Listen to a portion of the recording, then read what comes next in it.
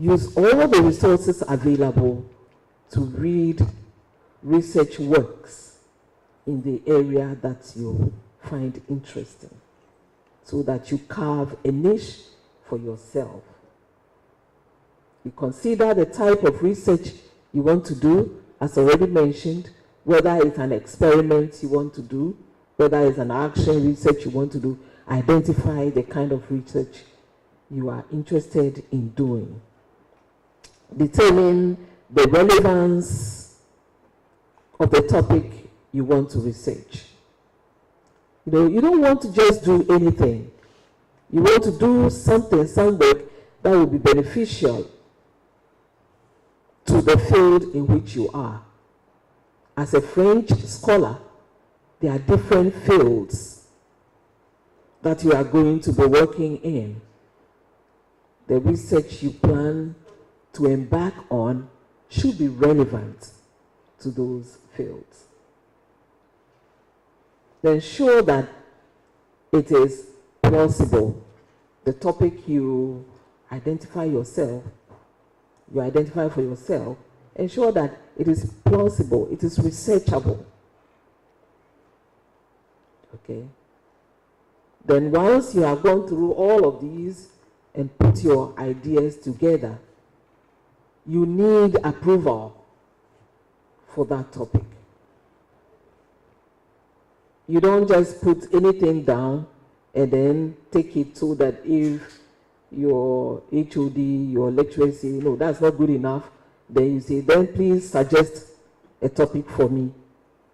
We don't do it like that, because it shows, if you do it like that, it shows that you haven't done all these background checks, you haven't done your homework sufficiently well. That is why you will tell your lecturer, then please suggest one for me. And you are likely to get stuck if a topic is suggested for you. Note that you don't want to get too broad a topic. Some people start their research work and they are going on and on and on, never ending. Remember that by this time next year, those of you in first year, by this time next year, you should be getting ready to submit your first draft. So that by the time we start the end of second semester exams, your work would have been submitted to your supervisor to give you approval to now submit to the department for assessment. So the topic should not be too broad. You have to narrow it down to a particular problem that will be significant once researched. Once you have a broad area of interest, you need to narrow it down to a specific aspect in the area. Okay? You can focus on the representation of women in the 19th century French novels, rather than saying that you want to study French literature, broad like that. You narrow your topic down to a particular, a specific area that will be researchable and plausible. While you are doing all of these, you need to consider the resources available to you. Sometimes you choose a topic and your supervisor asks you to finish them with at least 3 research works around that topic. And you say, no, I couldn't find anything. But your topic shouldn't be such that you are the first person to ever venture there. You won't be the first person to work on that topic. So ensure that you have access to the necessary resources, such as books, articles, archives, linguistic data that will be of help to you. so that you can complete your work within the time for the research work. Okay. So we did say that you don't submit just one topic. You write the ideas down, and you have a number of topics from which to select from. Okay. So you sample out your topics. You do a systematic analysis on morphological patterns and syntactic structures of irregular verb conjugation in modern French. When you do something like that, you would have narrowed it down such that you can get 3 questions at least to ask within that area. Okay? A linguistic analysis of regional dialects in northern Ghana, a case study. That's an example of an example of a topic that somebody plans on working on. Okay? So he narrows it down to regional dialects in northern Ghana. All right. So these are some examples of topics. Study of challenges and strategies in translation, idiomatic expressions from French to English. A case study on the ancestral sacrifice by Amar Taidu. This is somebody's topic. Narrow enough, but you can get 3 questions to ask in order to address them and have a contribution to the discussion in that area. So if we do our homework well, then we'll be able to craft our topic efficiently, craft a topic that is researchable, and that could be done within the period. Remember that we don't have forever to do this work. You have 2 semesters within which to do the work. After the 2 semesters, graduate school may give you a grace period of maybe 2 months, 3 months. After that, you have to pay school fees again. You don't want that to happen. You don't want to pay school fees again. Some people are on and on and on. By the time they finish, the amount of money that the finance office calculates for them to pay before they graduate, when you look at it, it's better to start the whole work afresh. You don't want that to happen. So planning and choosing the appropriate topic is very, very important in this enterprise. Are we okay? So in conclusion, remember that when we take these steps, it can help in choosing a topic that is both interesting and manageable. Remember to stay flexible and open to adjusting your topic as and when needed. All right? You follow all of these, and we are sure to get an appropriate topic that we can finish within the time allotted for us. I hope this helps. Thank you.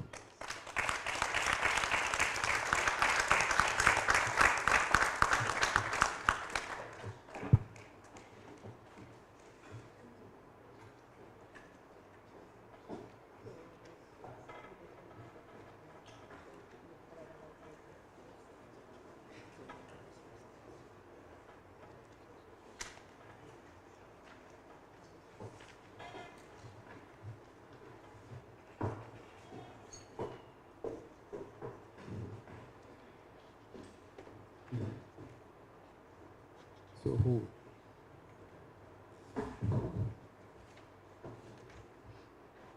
Every coordinator. But let's put it together for our dean.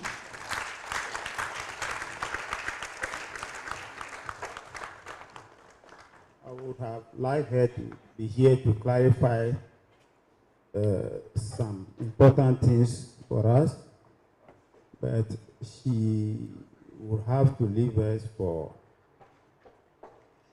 an equally important assignment. So she may be leaving very soon. But we'll take your comments and questions. This is a very, very important presentation. And I know you have, you will be seeking a lot of clarifications. So as the presenter may be out, I'll be calling upon any one of us to help us clarify the issues. Thank you very much. Let's take your questions and comments. And Dr. Tono is here to help me too. Yeah. Yes, Dr. Devonu and Professor Hammond. I'm going to make a suggestion, sir. All right. And maybe after my presentation, some of the issues they are linked. Okay. If maybe after my presentations, the questions have come, may be able to address some of the things that. Oh, okay. That is good and interesting. But MC, is the lunch break, snack break ready? If not, then we go ahead, and then as we are waiting for it, we can take our second presentation. Indeed. So write your comments and questions down. When the second presenter completes her presentation, we'll lump them together, and she will help us with Professor Muzu there and the rest deal with them. So write them down, not forget them. Okay. So we have the experts here to deal with that. Our second presentation is research problem statement. Research problem statement. And this, our presenter is in the presence of Professor Christiana Hammond. Let us welcome her with a clap. You can do better than that.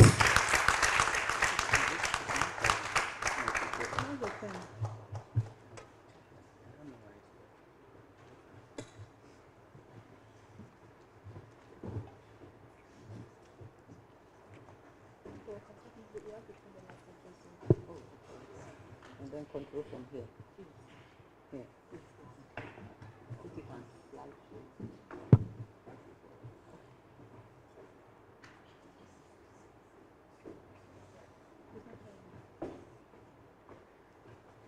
Good morning, colleagues. And good morning. I said colleagues. I'm sure some of you are surprised and saying that, why is she calling us colleagues? Yes, we are colleagues here. In the academia, even though we have senior members and junior members, after some time, a junior member can become a senior member. Prof. Amuzu taught me. I'm sure Prof. Ayajimatu taught me somewhere along the line. And I've also taught some of your other lecturers. And today, here I am as a lecturer. So one day, I was a student. Another day, I'm a faculty member. So when we refer to you as colleagues, don't be surprised, okay? You are graduate students. You have the potential to become a colleague. And so that should be your mindset, even as you go through your studies over here. That was an icebreaker. Now let's come to the real business. My name is Christine Hammond, and the Dean has done she's done a yeoman's job. She's talked about some of the things that I am going to talk about. So today, we are going to continue from where she left off. I've been given a simple task: identifying a research problem.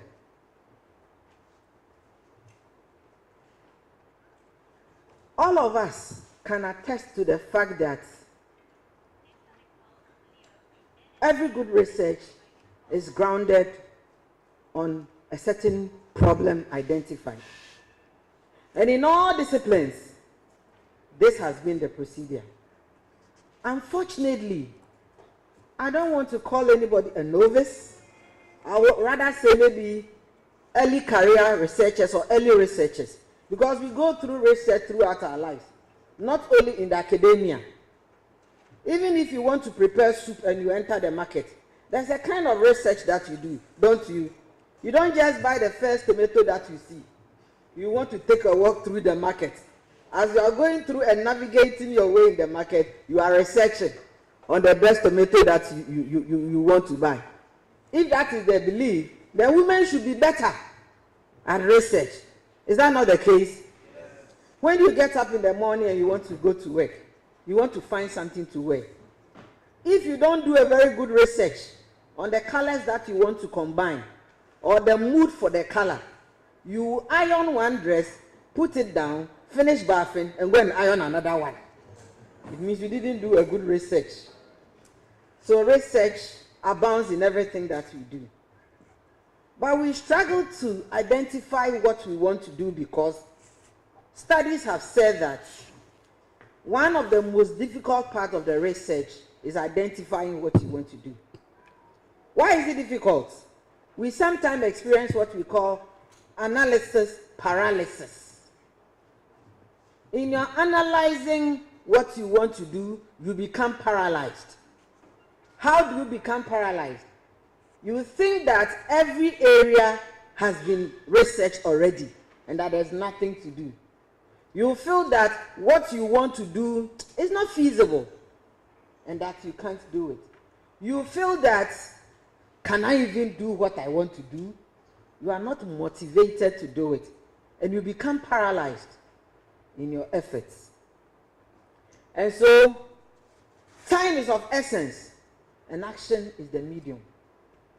Time is of essence because the dean said that in a year's time, you should be submitting your work. The dean of graduate school is here, and they are very strict on that. It may not be about the money that you have to pay, but then you may be needing that certificate somewhere at where you work. As for money, you can go for a loan and come and pay. But nobody will wait for you when it is time for you to submit your certificates. And so, time is of essence, and the solution is what? Action. You need to take action. You may encounter challenges as you try to look for an area. You may even encounter opportunities or insights as you engage in iterative reading of the literature. The word is iterative. We didn't just say reading. Iterative means you need to be familiar with what you read. When you read for information and understanding. Understand the information, digest it properly, and see if you really can work with that information. So you seek for clarity. Like I have said already, researchers have said that the most difficult and important part of every research process is the identification of the research problem. Have in mind that the research is not a linear process where you start reading just one or two and then you get to the end. You always have to go back to consolidate some of the readings that you have done. I keep telling my students that we never say, I have finished with the literature review. You will never finish with the review until you are about submitting the work. Because sometimes in your analysis, you may come across a certain literature that you did not review. And at the analysis stage, don't introduce a literature that you have not reviewed. So when you see it and you realize that it is of essence or it's of significance to you, you quickly take it to the review section and see the theme under which it will work. Then you can now come back and use it for your discussion. There's an expert to take you on methodology. Sometimes, if the problem is not well formulated, in your analysis, you can't even do a discussion. You only bring findings. But findings are not discussions. When you get the finding, you interpret the finding. And when you interpret the finding, you now relate it to literature or theory. And that is what we call discussion. Is your finding affirming something in literature? Is it contrasting something in literature? Or it is extending some knowledge in literature?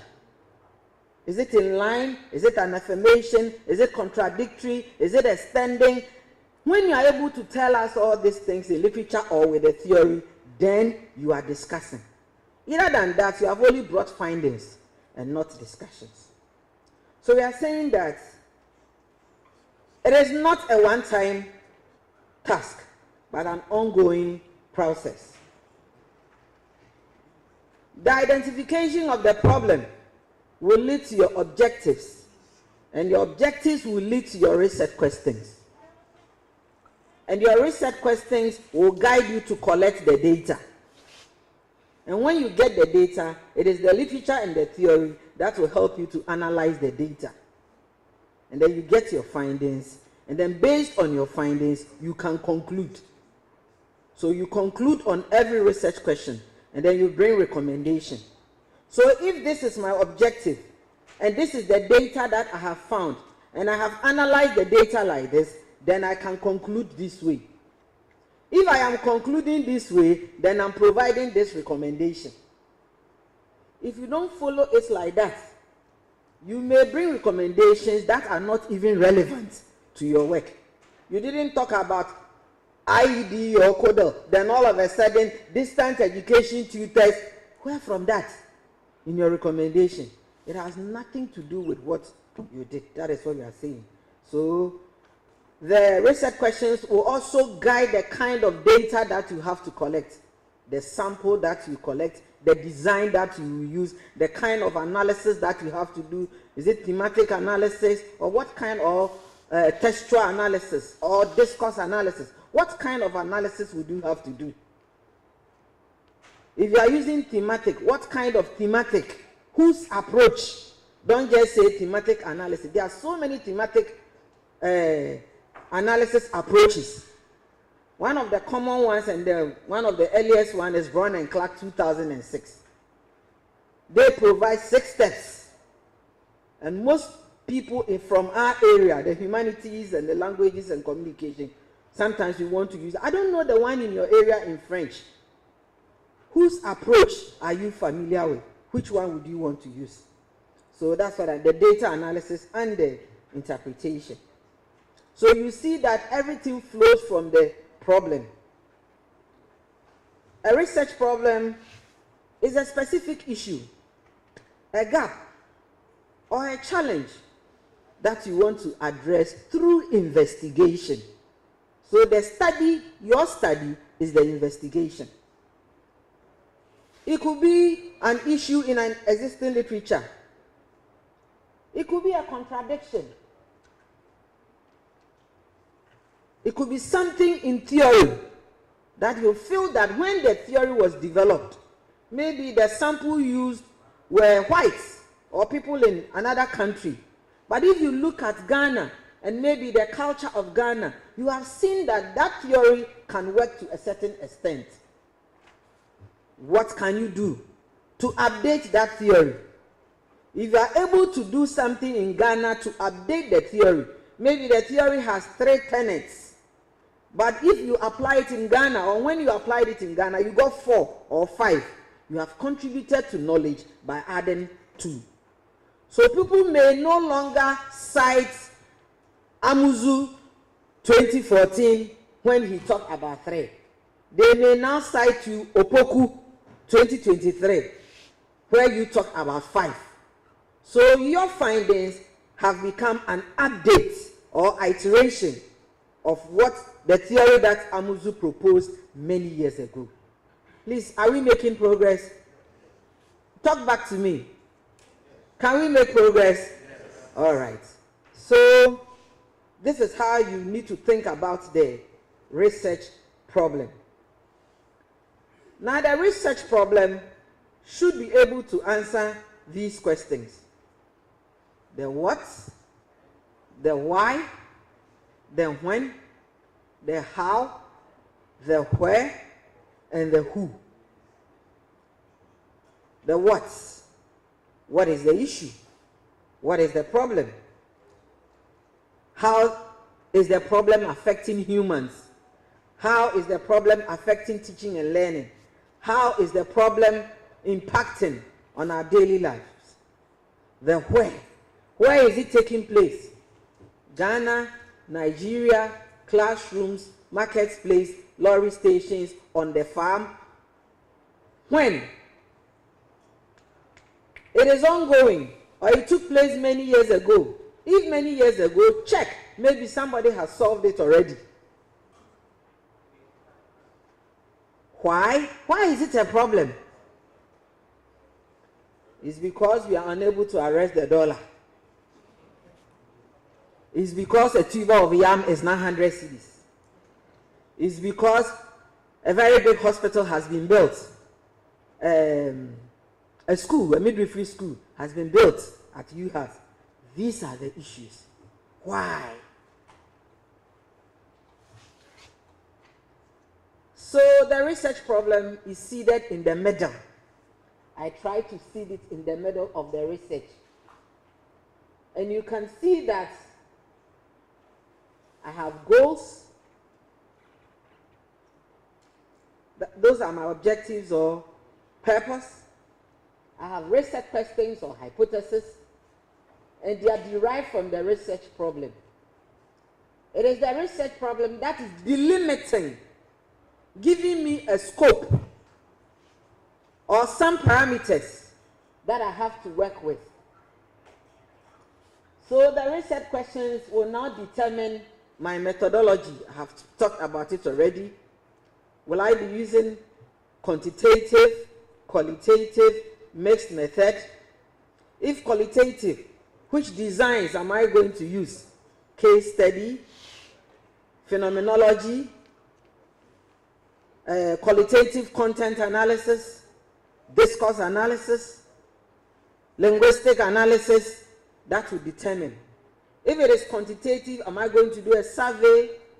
That will determine. Mixed method, which ones am I going to talk about? And then it will lead me to the results that will come. And the results will permit me to come out with some conclusions. I've said that already. And the conclusions may provide or propose or prefer some recommendation. So in a way, all of them is seeded in the research problem. So whether I'm supporting or validating the results, I am still using the literature I reviewed and the findings that I have come out with. And this is a conceptual map by Ellis and Levy, 2008. So I adopted it and then I modified certain portions to suit what we do here. All right. There are some issues that always stifles our efforts in arriving at a research problem. I don't want to use the word inability. I just want to say it's a difficulty. If it's a difficulty, then it means there are solutions. You can navigate the difficulties. One difficulty is identification of a research-worthy problem. As for the research problems, they may be there, but they may not be research-worthy. So the dean said, find out if it is feasible. Find out if it is researchable. Find out if it is something that you can do. A student of mine came to me and said she's interested in studying the non-verbal communications of prostitutes. I said, oh, wow, interesting. Non-verbal communications of prostitutes. Wow. So I started. Have you read the literature? She said, not yet. I said, okay. It is very good. It may begin as an idea. But when you get the idea, don't just say, this is what I want to do. Go into the literature to see if anything has been done in that area. If something has been done in that area, what has been done? From what perspective are you also going to look at what you want to do? So I went on. How are you going to collect data for such a study, non-verbal? She was looking at me. I said, okay, non-verbal. Then you need observation. And in this era, a video recording.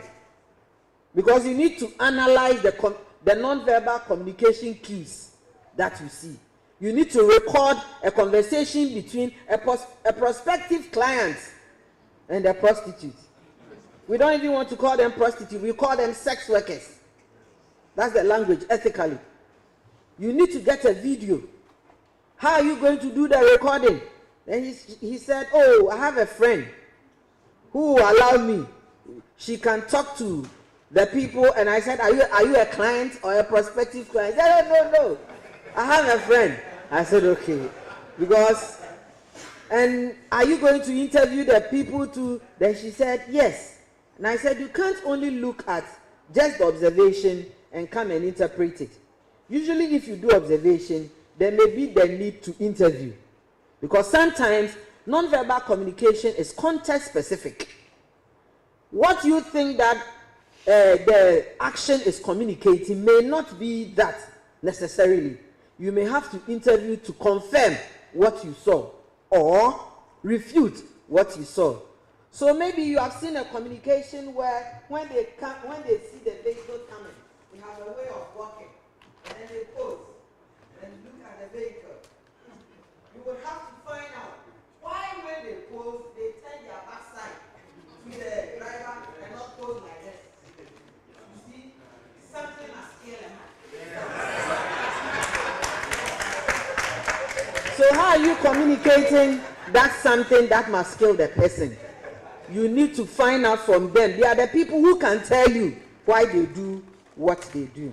So there's a difficulty in identifying what is research worthy so that you can get a problem.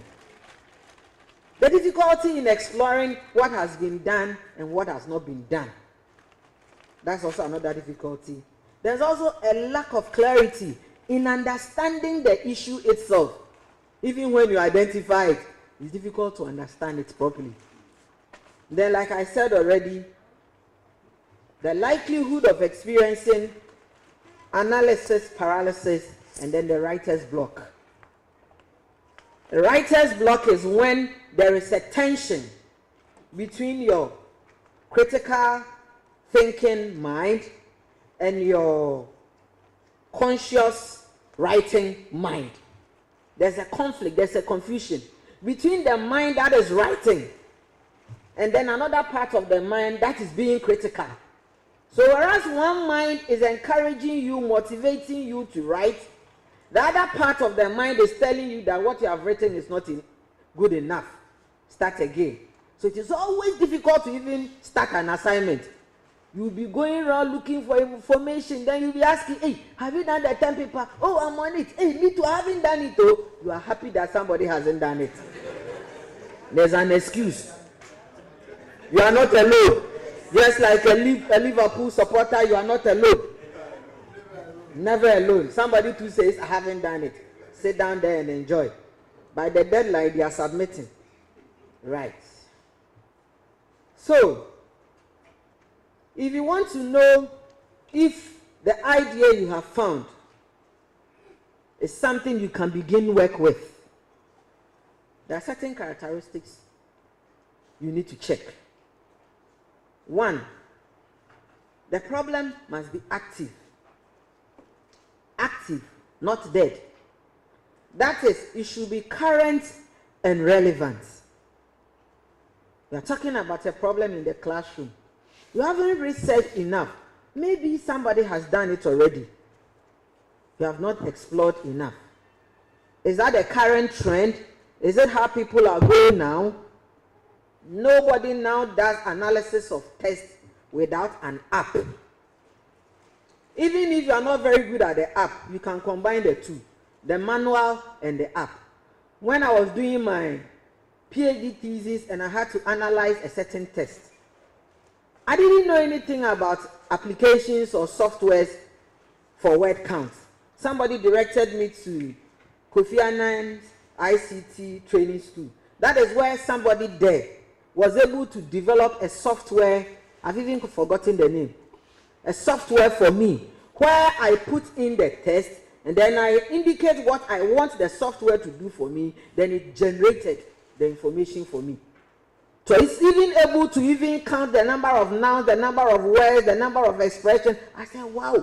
And I've been sitting down for months doing manual. When it got to the interpretation, the software could not interpret for me. The software just did the analysis for me. I had to sit down using my reading from literature and knowledge and the theories to do the interpretation. There were instances where I did not even agree with the software. I said, Then I said, okay, maybe this software was developed using the white man's idea. Let me use some ideas from my context and see. Those portions, I use my manual efforts to do the analysis, and I got it. So sometimes it's like that. Is it impactful? We've talked about it already. Is it feasible? Does it have identifiable consequences or significance? Is it solving an existing problem or a lacuna? After we have said all this, now let's see. We have said it should be feasible, impactful, it should do this, it should do that. The talking is enough. What are some of the steps that we can follow so we can identify a research-worthy problem?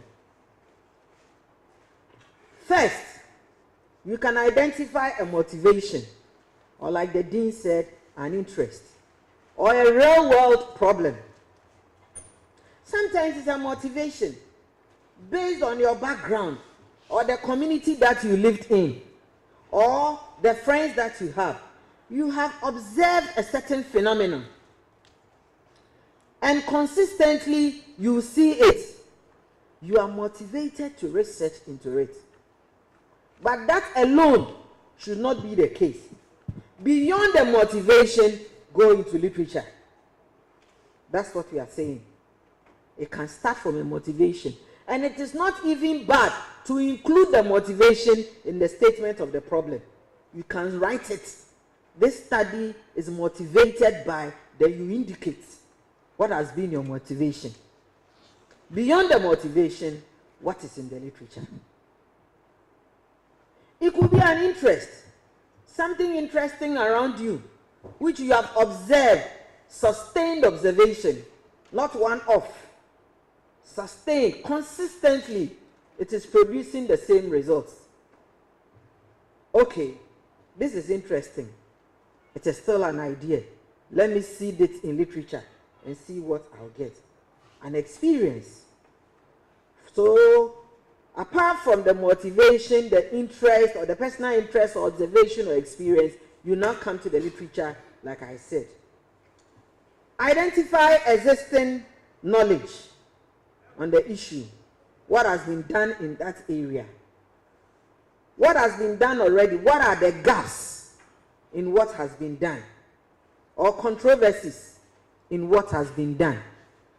Controversies could stem from the fact that in one particular study, somebody saw this finding, another person saw this finding, and they seem to be abstracts, or they seem to be contradictory. These are the controversies. How am I going to do a study that will bring some kind of harmony or coherence in the controversies that I have seen? You have to look at that. Sometimes it's some new perspectives that you also want to bring. Everything that you want to do, some people have done it. Just that they may not have looked at it from the perspective that you want to do, or from the perception out there that you want to examine. Mind you, perspectives are not the same as perception. Usually when we use perspectives, we may want to look at qualitative issues, perspectives. But if you want to look at perception, we may be doing a perception study, which is usually quantitative. The expert will come and firm that up. Me, I'm just throwing this and pass. Don't ask me any question on that. Right. Sometimes when you read works or thesis, you go to the section called Recommendation for Future Studies. It is a way of looking for a research problem or a research issue. Somebody has recommended, and you can indicate that it has been recommended by this person that people should look at this. But the danger in that is maybe the recommendation was done in 2010. We are in 2014. You can't say that in 14 years, that recommendation, nobody has looked at it. If you are still interested, then narrow your research to that area alone and check the studies that have been done in that area. Perhaps somebody has done it, but the person did it outside Ghana using a different sample or population and then coming out with, and then using a different theory. You may want to look at it again from another perspective. So that one too, that area is also where you can get a research problem. Recommendations for further studies in people's thesis in your area. If you are looking for recommendation for future studies on gender, you can't be looking at thesis of morphology. Unless, of course, there is something peculiar about morphology and women communication that you want to look at. Then you can look at the two and combine it. All right. As you read the literature, you will see some theories that have been used. You realize that a lot of people have done works in a certain area, but all of them are using one particular theory. Meanwhile, there's a certain theory that you understand, that you know that it can be applied. There's a gap, theoretical gap. You can still use it as a gap and then do a study using this theory. You need to let us know the particular theory and what it has been used to do. Globally, Africa, in Ghana. And why do you think that it is a problem that they have not been using it? Maybe their focus does not allow them to use that theory. But you feel that your focus will allow you and you get the sample. Why not? Literature can guide you to do that. Methodology, I have talked about it already. You also need to synthesize the literature. As you are reading, combine insights from multiple sources, and then you can generalize some of the findings pertaining to what you want to do. So you can create a plan as you are looking for a research problem. You may create a table. First one, title of article. Second column, author. Third one, SOP, statement of problem. You indicate it. Research questions, objectives, theories, main findings. Second article, you do the same thing. By the time you read about 15 or 20, I'm sure some people are saying, hey, 15 Tom. Some of you read only 2 articles and you think you have a topic already. No. As you are reading, synthesize. How many are even ready to read an 18-page article? 18-page keke. They don't want to read. All they need is the abstract. They just do a casual reading of the abstract and they think that they have read one article. This is graduate school. Graduate school is about reading and writing. You need to cultivate a habit of reading and then writing. If you don't, then you are still an undergraduate student. That's why graduate school, we don't segregate between masters and PhD. We call you graduate student.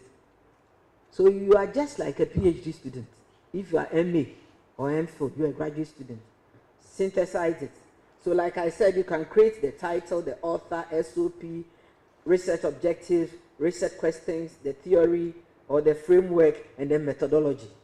If there are no theories in your area, you can read the literature and design your own framework and use the framework to analyze your research questions. It's allowed. You cannot design your framework without seeding it in literature. Moderator, please let me know how many minutes I have so I don't. So this is it. A graphical representation, a topic of interest. You can look at it or examine or observe for some time. You can begin the reading or do iterative reading. You synthesize Sometimes you even have to go for feedback from your peers or from an expert or somebody you know is in your area. You can go and have a discussion with the person. I have this idea and I want to do it, but I want to see if you can also help me with some literature or some ideas. You can sit together and toss it around. So feedback is also very important. When you begin to think about something that you want to do, feedback is important. And then you ask yourself, is it a research-worthy problem? If the answer is no, you have to start the process again. Have you seen where the arrow is going? You have to start the process again. If the answer is yes, then you may propose a study to address what you have seen. Now your topic is always a working topic until you are submitting the final thesis. Sometimes even at the viva, your topic can be modified. You may have had the data and done the analysis, but somebody may think that, if you frame it like this, I think it will be better. Or the way you have framed the topic makes the study too broad. Let's narrow it a bit. Be a little philosophical. Stop saying a case study of. Leave it for the undergraduate students. Be philosophical. You're a graduate student. Everything, a case study of. Let us see that it's a case study in the week. Stop adding that one, a case study of. Somebody is not doing a case study. You go and the design is phenomenology, which is about experiences. Meanwhile, the topic is a case study of. So your topic is a case study, but your design is a phenomenology or qualitative content analysis. It can't be a case study. It may be a case, but not a case study. Or you may not even need that part at all. Just write the topic in simple terms where people will understand. And so you have a reason to work with it. So when I was talking about the what, the why, and the when, this is just an example of what I was talking about. I think I should have followed it quickly with that, but later the thought came. And so if you're asking yourself, let's say one, what? In not more than 2 sentences, what is the problem? You yourself should be able to identify what the problem is. If you are not able to indicate the problem you are envisaging to address, it means you don't have a problem. And sometimes when you present, we ask you, what is the problem? And you'll be standing there. They will say that the problem is that there is no problem. Problem is that there is no problem in the study. And so, why must you articulate your problem statement to make it worthy? When you articulate your problem very well, it guides the conduct of your study. It gives you a certain sense of direction. It gives you a certain focus so that you don't deviate. It enhances meaningful research outcomes because you are guided. Whatever you do is the process. And whatever process that you go through, the thesis will become a product. You know that the theories of the process writers, people who propose process writing, Flower and Hayes and the others, they are now saying that whatever you write is a product because it didn't come off in one instance. You had to go through processes. You draft, you review, you brainstorm, you modify, you edit, and you publish. As you go through all that, because you are going through processes, the final work is a product. It is like somebody who is in a factory and coming out with a manufactured product. So they don't consider writing as just imaginations or creativity.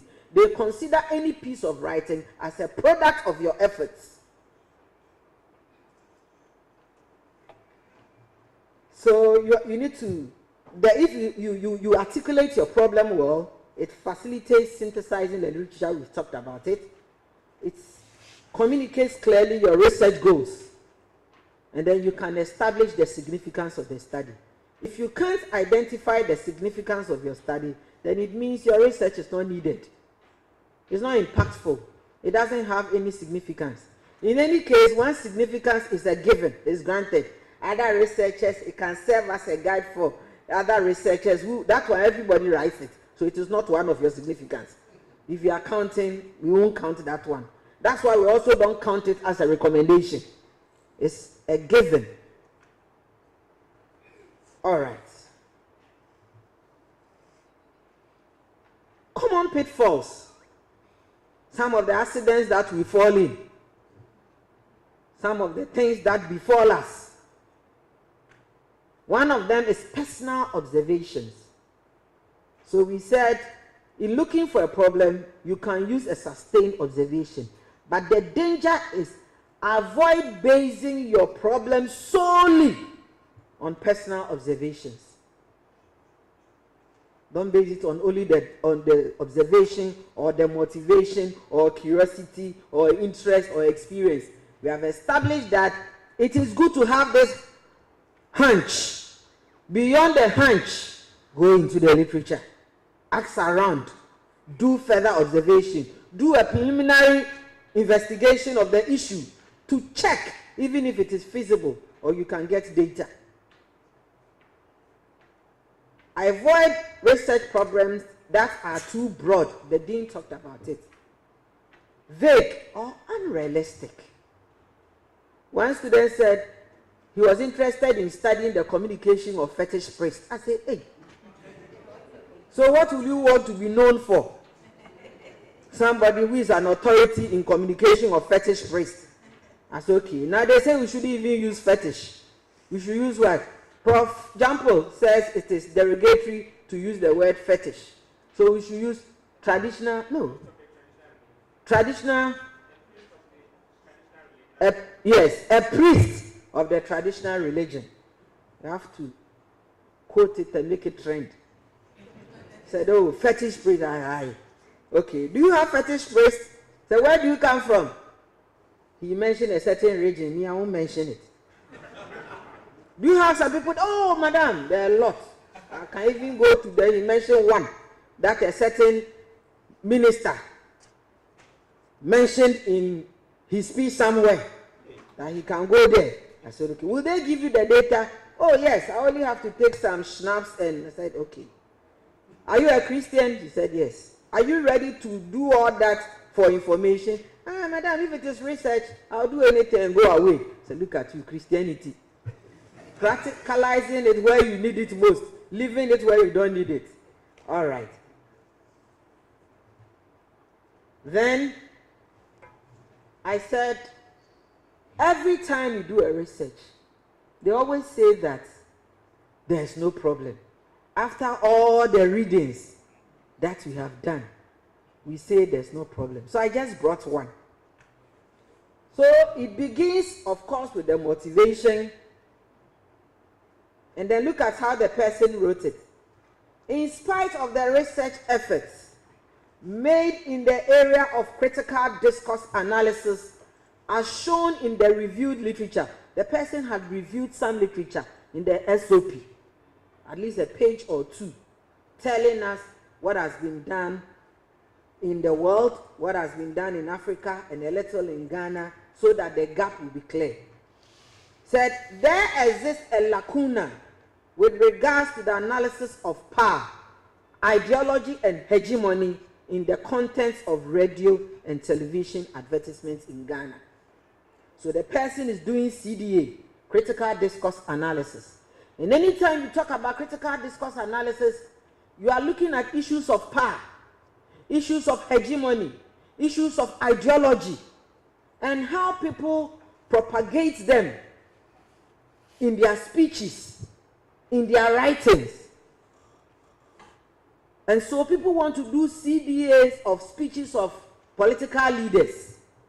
So they want to look at issues of power. What types of power do they exhibit? And when you do CDA, you are looking at two main issues: the manifest meaning of the words and the hidden or latent meanings of the words. So two key things: manifestations, latent, and then manifest. The manifest are the everyday understanding that you get when you read it. But the latent ones are the hidden meanings that the writer is trying to do using speeches. So you take the first sentence. I welcome you, Nime, Name, diplomatic corps, the person is calling on our institutions, chieftaincy institutions. So when you analyze the manifest, you just say the person is addressing the people gathered as audience. But when you go to the latent or hidden, the person is acknowledging the relevance of our chiefs and queen mothers and members of the diplomatic corps or foreign, the presence of foreigners or foreign representation in our country. So those are the hidden ones. So you start from there, even the greetings, before you come to the other issues that the person is talking about. It is the same in French. CDA is the same. How are you maybe using a theory in CDA? You have different proponents of CDA, about 6 or 7. Whose ideas are you using? Fairclough, Van Dyke, multimedia, Lewin, semiotic analysis. Prof. Amuzu will say semiotic. Are you doing the semiotic analysis of billboards, or people have done it already? Maybe you want to do it this time, looking at the issue of gender or children. Let's see what is trending. We are tired of the speech of Nanado, the speech of John Mahama, the speech of, we are tired. We don't want any speech anymore. Be novel. Go to social media, posts, go to bloggers, go to vloggers, go to things that are novel. People have done so many in the classroom, so many in the newspaper, so many in speeches. What have they not done that is novel to you now? Websites of institutions, communication on this, teaching of this, AI, and French interpretation. What has not been done that you want to do? So the person says all the words. People have looked at things on critical discourse analysis from the content of radio and television advertisements. For instance, while some studies have examined studies in CDA from diverse perspectives, including CDA and Facebook posts. So the person is trying to tell me what has been done. Facebook post of presidential candidates, and then cite some words in that area. For lack of space, I just used 1 or 2. Then, classroom discourses and power play. We have Highland, we have Osei. Itemizing. Using APA, where alphabetically citations of A will come before other citations. I didn't just put them there. Political communication and hegemony. This one looked at just one aspect of the 3 things. Just hegemony and maybe other instances of hegemony. Antonio Gramsci's hegemony and other instances of it. Among others, minimal studies have explored. Be careful of saying no study, because all these things are related to what you want to do. Don't say no study has done that. Of course, you haven't read widely enough to make that sweeping statement. So minimal can be 5, can be 10, can be 15. It is minimal. It's relative. Minimal studies have explored, that is where you are going to say what you want to do, have explored the manifestations of ideology through television advertisements. In where? Ghana. This is the research gap. State it. This is the research gap in literature. Maybe yours may be a research gap in methodology, a research gap in theory, a research gap in something else. But this is in literature, that this current study seeks to fill. Therefore, this study, then you are going to state in one sentence what you are going to do.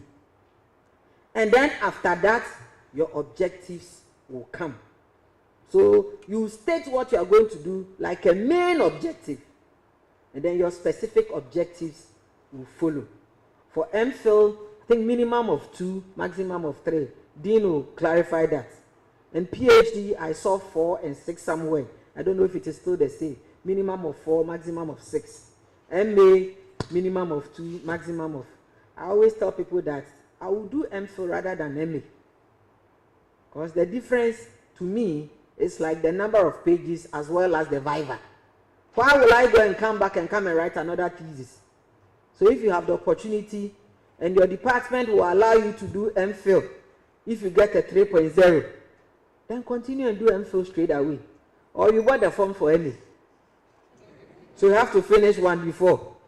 It is an arrangement the department can always review in their document, so that all MA students who have made 3.0 in the coursework, they won't do MA thesis. Pay fees for MPhil. That is a guarantee for us to even get all of you doing MPhil. At the School of Communication and Media Studies, that is what we do. So that if 30 people have come to do MA, from the very beginning, we let them know that if you make a 3.0, you do MPhil straight away. Everybody will want to make a 3.0. And by the time we are at the end of the second semester, we have 30 people or 29 who are ready to do MPhil. To go and pay fees for MPhil. And we have 29 MPhil students already. And it is helping.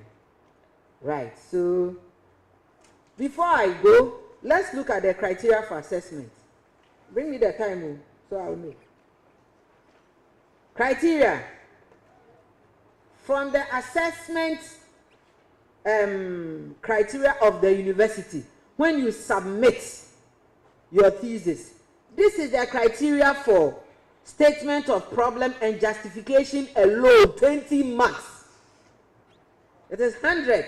Out of the 100, that portion alone, whether it's 3 pages or 4 pages, that one alone is 20 marks. Can you imagine?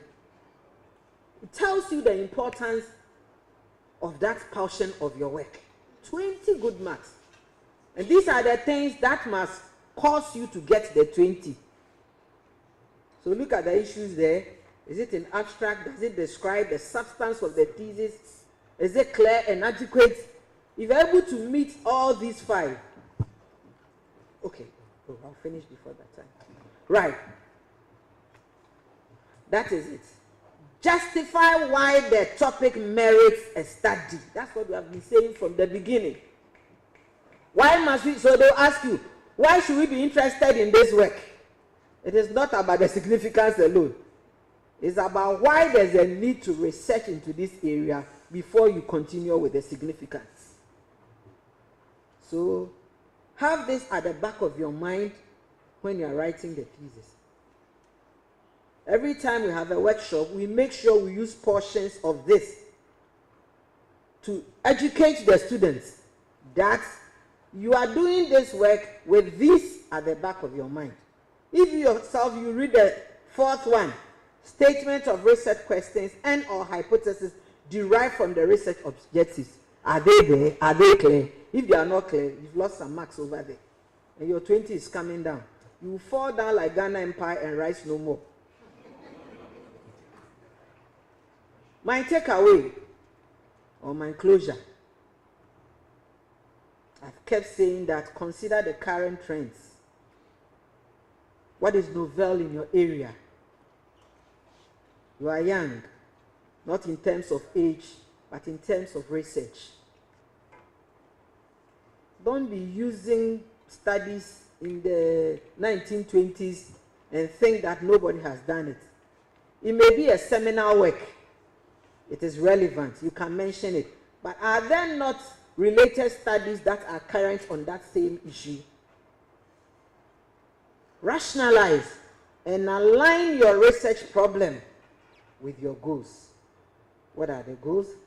Spend time thinking and self-ruminating your ideas. Keep reading and thinking about it and modifying and doing everything until it becomes a topic. And I even said, even the topic is a working topic. It's a working topic until you are done with your viva and you are submitting your work. Then that is your topic. That's the area you want to be known for. Continue to review and refine your ideas.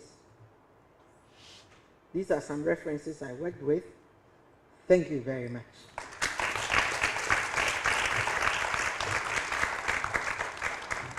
Is that all we can do for this great presentation?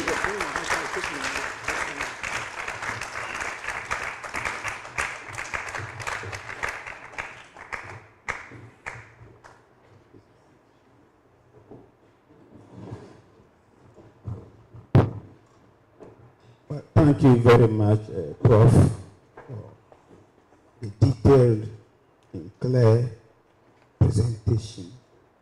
I want to acknowledge the presence of Professor Akwesi Kwati Amaku Jampa. Please, yeah, let's see you. The name is big, so he's the vice dean of the School of Graduate Studies. So all we are talking about, they see to it that it is done and done well, and he happens to be one of the presenters. He will also be helping us to deal with the comments and questions that are arising from the two presentations. Thank you very much.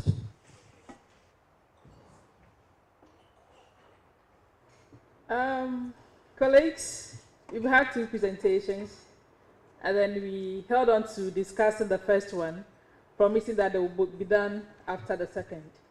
So the floor is now open for us for your comments, questions. Yes, over to you. But what about that snack? Is it ready? Is the snack ready? We can't continue on and on and on like that. If it's ready, it can be shared. Hopefully before we get to the third one. Hey, it's taking too long. Thank you very much. In fact, we'll take the comments and questions, but before that, I would like the first presenter mention originality, even at the level of picking a topic. I would like us to dilate a bit on it from the onset, how the student can think about the originality of his work. So,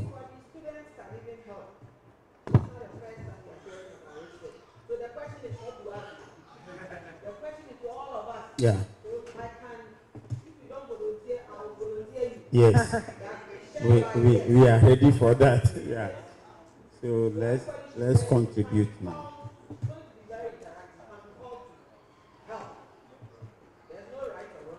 Yeah. We are all learning. So like Prof said, what can you say about originality of ideas? Originality. When we say there should be originality of ideas in research, what does it mean? In this era, you don't sit there and say, I don't know. There's a question out. Take your phone. This is the era we are in. Oh. Hey, I'm surprised that you are just sitting there. Wherever you are, when a question is coming, Google quickly. So that if you are called, at least you make the effort. Don't sit there and be looking at the people there. Oh, let me share this small joke as they Google. When I was a teacher, I was living on a story building. There were some children who lived in my neighborhood. I see them every morning playing. One day, I alighted from the trotro and I was coming. I heard the mother telling them, Madam no Oban, won't be son. Madam, I said, hey, won't be son what? Then I greeted and I passed. Then the children followed me with their books. And when they came, they said they have been given social studies homework. They are to write about the presidents of some countries and then the colors of the flag. So 3 students holding their books standing at my door. I said, have just come, I haven't eaten. Leave the book with me and go. When I finish, I'll call you. Immediately they descended. I went to take my phone. I started looking for the names. I started looking for the colors of the flag and everything. I wrote it down. They came back. They were smiling. When they came, I said, homework. Now, teacher for them to know that I am now going to get the answer. Now, teacher said, then one read, the president of Brazil. And I said, president of Brazil, president, which one? I said, because I told you something then. No, those days, yes. Exactly. Then I mentioned it. They were looking at me, and I spelled it for them. My respect in the neighborhood changed. Hey, yeah. So now, when you are asked anything, wherever, even at church, wherever you find yourself, information abounds. Start looking for it. Get some idea. Don't sit there and then it's as if you don't know anything. Prof, thank you.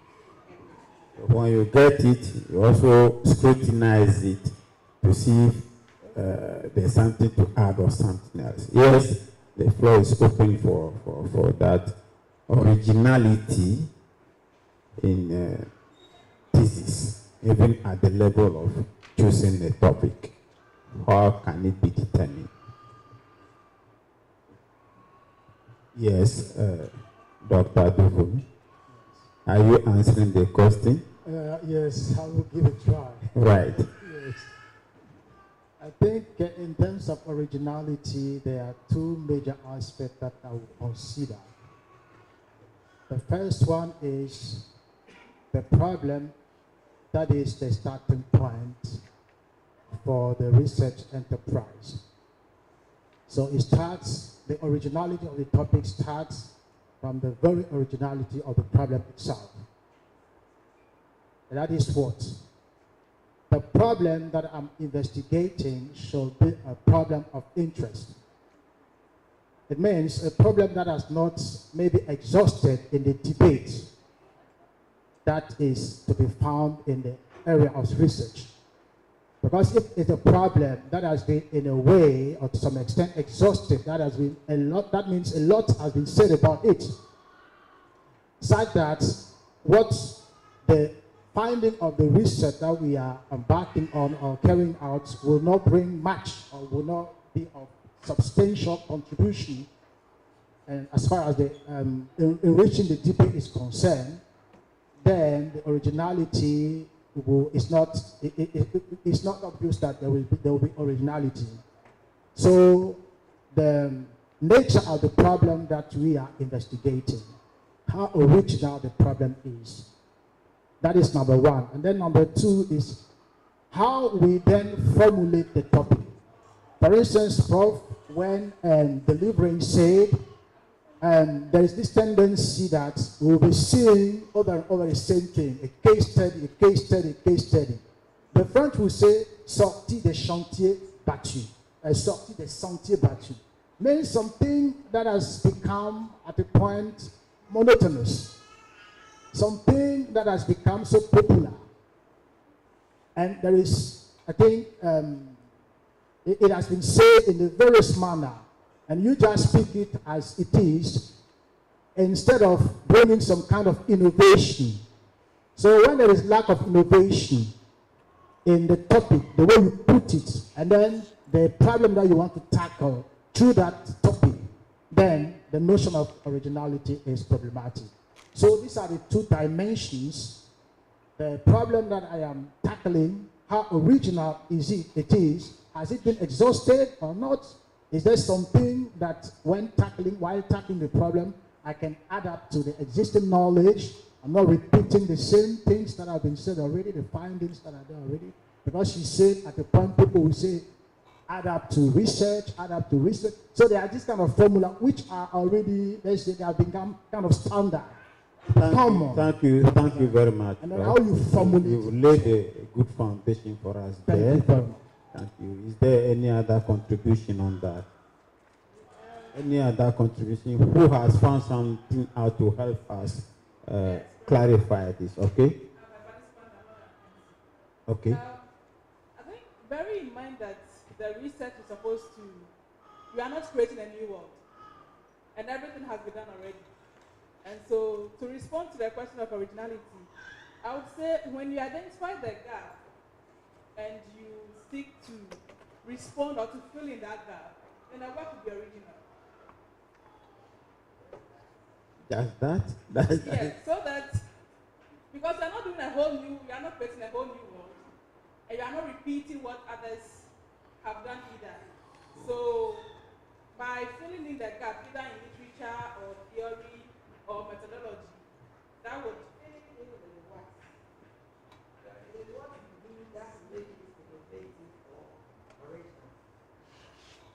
but okay.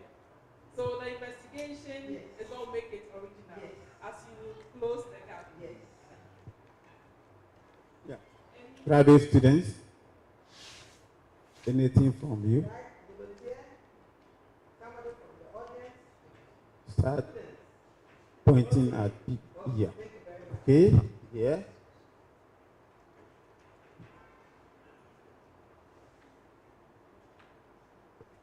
Thank you very much.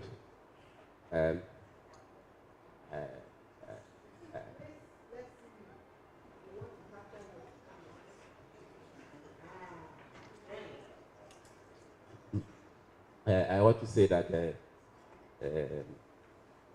an originality of an idea is how unique your idea is from an existing one. Just as someone said, we are not living in a new world. So your idea is original when you are able to derive it from other existing ideas, but it should not be a copy of the existing one. That's my take. Good. Thank you. Next. Thank you. Thank you. Okay, thank you for the opportunity. So I want to go back to the presentation, and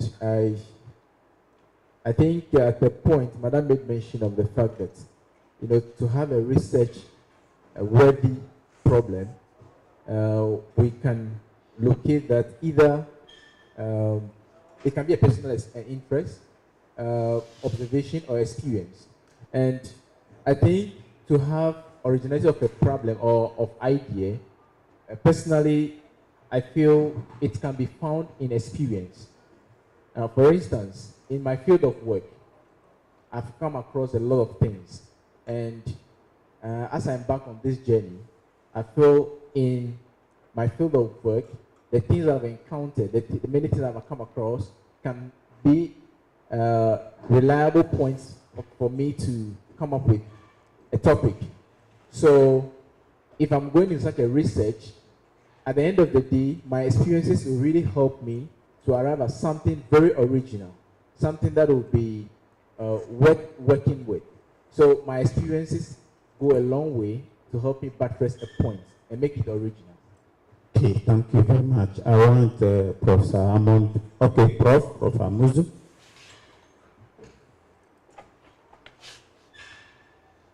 Well, I wish to thank the lady for 3 points, which is clear about the work. She mentioned what you are bringing original. You should ask 3 questions.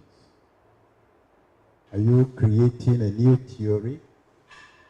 Because you can't do without the theories existing, the knowledge available. If you are not, are you correcting what is existing already? Because you are finding it challenging, that you are contrary or contradicting what is existing. Just like I said, Harris was actually challenged by Chomsky. That's why Chomsky is very popular today. He took the opposite. Or you are strengthening or confirming what is existing already. If these 3 elements are not there, then you have to re-examine your work. And it's exactly what our honorable lady said already, that is your originality, what you are bringing. These 3 points should be looked at. Examine yourself very clearly. Thank you. Thank you very much. Prof is looking at originality from the perspective of the contributions your work will make to knowledge. I think that is very worthwhile to note. Thank you very much, Prof. Now we move on to the comments and questions on the presentations. Yeah. Yeah, so if you have any question or comment or contribution to the 2 presentations so far, let's see your hand up and then we'll get you addressed.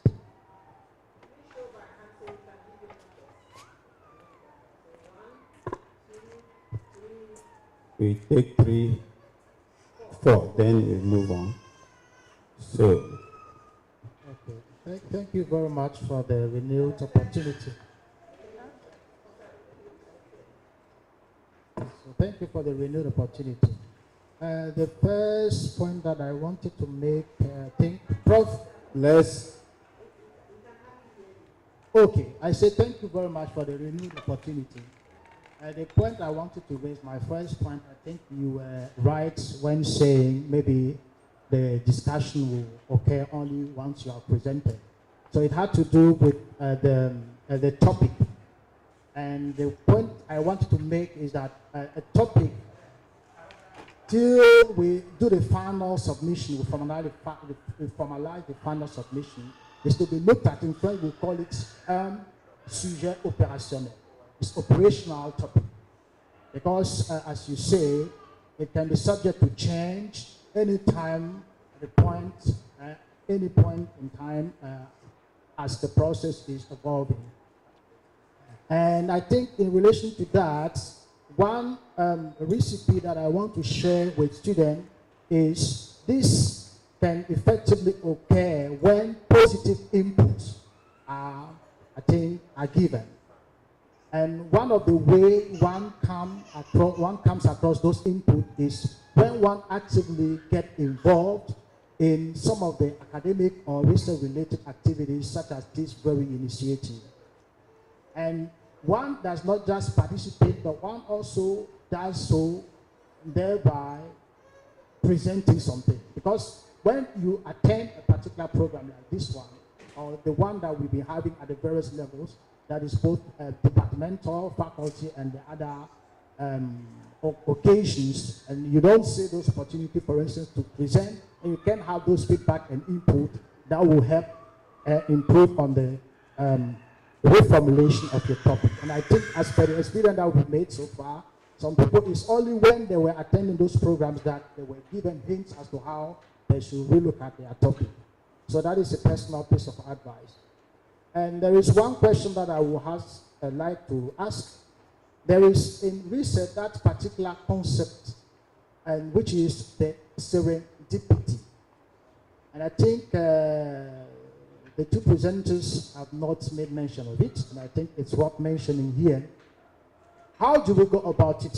And the question, to be specific, is, will the addendum be an alternative to it? Serendipity is about the following. I have spent maybe a larger part of the time that was allotted to me to embark or to complete my work. And then at a point in time, getting to the end of the process, I realized some of the researches that I made or some of the things that I kept as, let's say, final findings, then they are questioned by something unexpectedly come across my way. That even questions some of the things that I have come up with in terms of findings. But I don't have enough time at my disposal. I need to make the deadline by submitting my final work in a way. So will the addendum be an alternative as to how I navigate this challenge when I find myself in a situation where serendipity comes up? the question is really not clear. So I'm saying the process of the research You has got started to by explaining or defining, but the question coming out is not really clear. Yes, the notion of serendipity is, I have maybe, let's say, 3 years to complete my PhD, Yes. my work. Then maybe I've just embarked on the 3rd year. Maybe I spent half of it. And then all of a sudden, I come across maybe some new information that just questions all that I have put down in terms of finding so far. But the situation is the prevailing circumstances are such that I can go back and rework on those things because I have to meet the deadline and as far as the submission is concerned. Will the addendum be an alternative, a solution to address this particular issue? That is number one. Then number two, Make it snappy for us, please. Yes, please. Number 2 is the research accuracy. We have instances where people will spend 5 to 6 years even. I know some people, it's within 10 years that they complete a PhD. So they started from a particular problem that they have observed. Then maybe the first 5, 6, 7 years they have gathered some data and so on and so forth. But because of challenges, they could not complete the work. But then they managed and succeed in doing that, whereby at the point the data that they have collected on some of the things were no more up to date. Let me take that particular example. That's a personal experience that I made. I am investigating that the problem that consists of literature not being implemented in the context of German didactic or the teaching and learning of German. And I was conducting the study based on a particular textbook that was in existence by the time I was doing the thing. And then when I was about completing the study, then a quite new textbook came. Because my point was, those literary texts that were in the textbook, existing textbook, how could one didactize them? I mean, contextualize them in a didactic context. But then, by the time the research was completed, a new textbook came to take over. So, my research is no more up to date. So, how do I navigate such a challenge? As per your experience. Thank you very much. Yeah, thank you. Second person. Very precise in the question. I mean, I have more.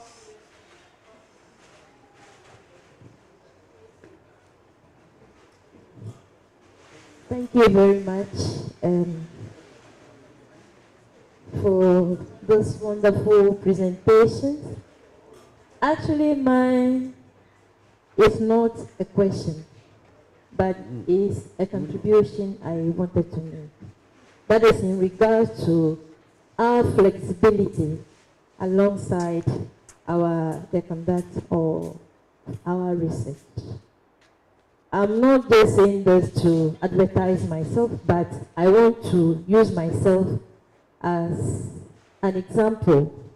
When I started my studies, my thesis topic, what I noted down after my reading, on my Viva day, that very day, the topic changed. My topic changed. So I would like to encourage our upcoming researchers that whatsoever are being presented here is because they've had enough experience and they've also read a lot, and they've come out just synthesize to make it more simple for us to understand how to go about our research. So when it comes to we being flexible, open-mindedness, we should be ready.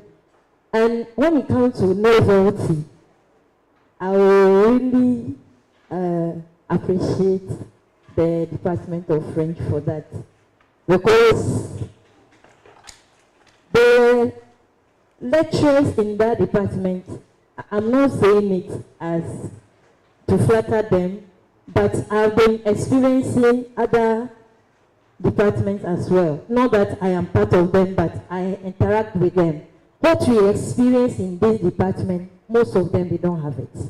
The readiness of the lecturers to assist, not that they are going to read for you, but they guide, they are ready to guide. So we should also be ready to get closer to them for the guidance. And we should not reject their guidance. Thank you very much. Thank you. Next.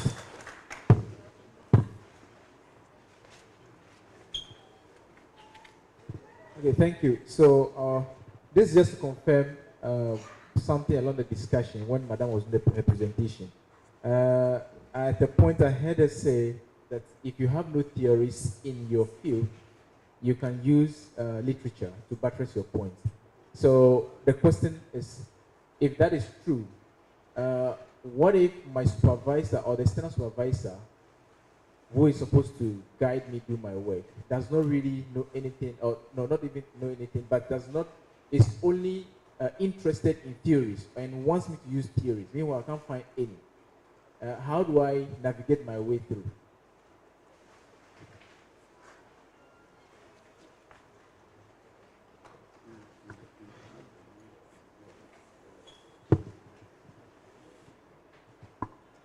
Thank you for the opportunity. Please, I have two questions, but I'll be extremely brief. My first question has to do with what Madam said when she mentioned that even on the day of Viva, your topic can be reframed or recrafted. I want to ask, so if on that day the topic is being recrafted, is it to suit what I have done, or I'm going home to restart? That's the first question. The second one, in my small mind, I might have read, I think I've read a lot. So I've established my gap. So I'm here with my statement of a problem. And the people assessing me, by the time I've stated what I think I'm coming to do, one of them has read well and I've seen what I think has not been worked on and I'm coming to work on. My question is, am I to go back and read more so as to establish a new gap, or I should change my topic? Thank you.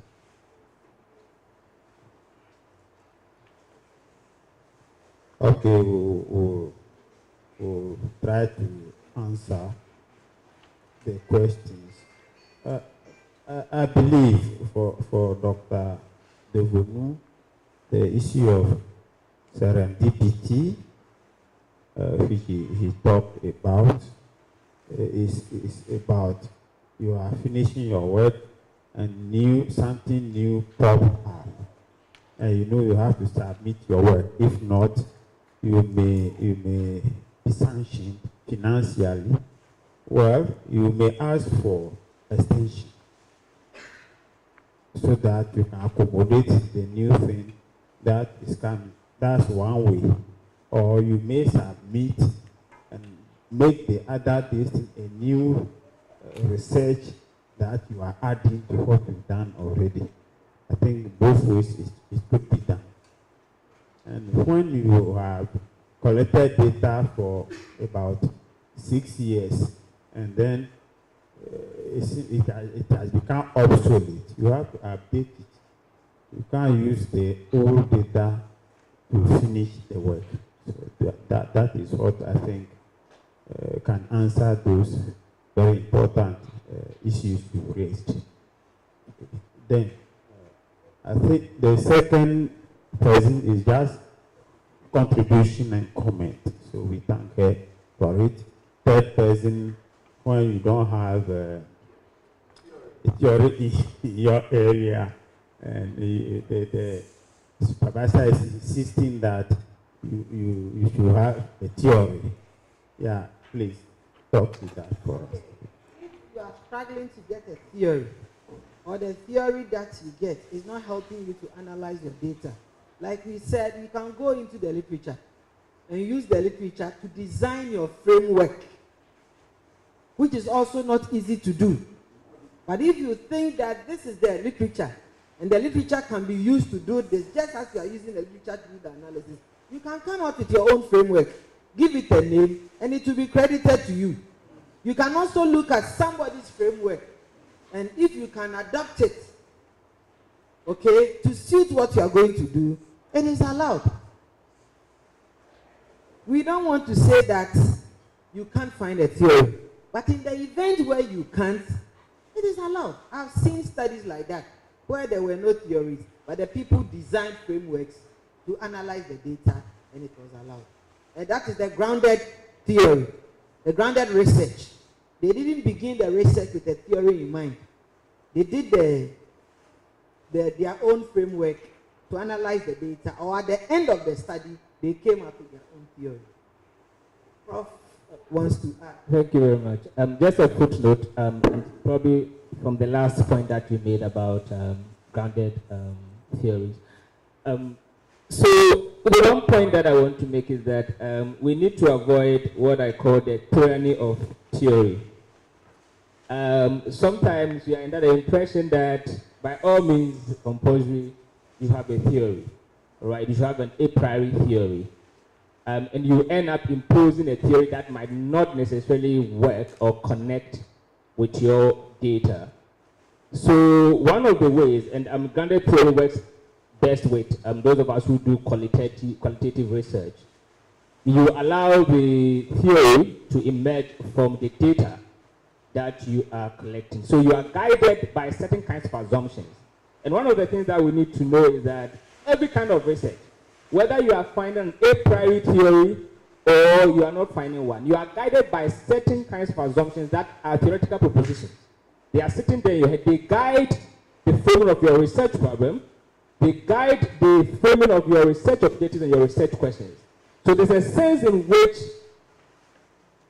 from the very beginning, the conceptualization is guided by certain kinds of assumptions, which drives your questions. And therefore, even without the benefit of an a priori theory, you can still do a very rigorous analysis to make certain kinds of propositions that are theoretical in nature or that have theoretical implications, which we may want to call the grounded theory. And that works very well for those who are doing qualitative research. For those of you who are interested in quantitative research, unfortunately, you proceed from a priori theorization, from deduction, and therefore you need to be guided by certain hypothetical claims that are in themselves theoretical assumptions. And you should find one. If the topic is not amenable, if you are doing quantitative research and the topic is not amenable to theoretical frameworks or theory, it means that the feasibility of a particular problem is doubtful, which is the point that Professor Hammond was trying to make, that the topic has to be feasible. So if you are proceeding from a priori theory, which is deduction, quantitative, and you cannot have theoretical assumptions to guide, then it means that the feasibility of that topic is quite problematic. So you need to reconsider.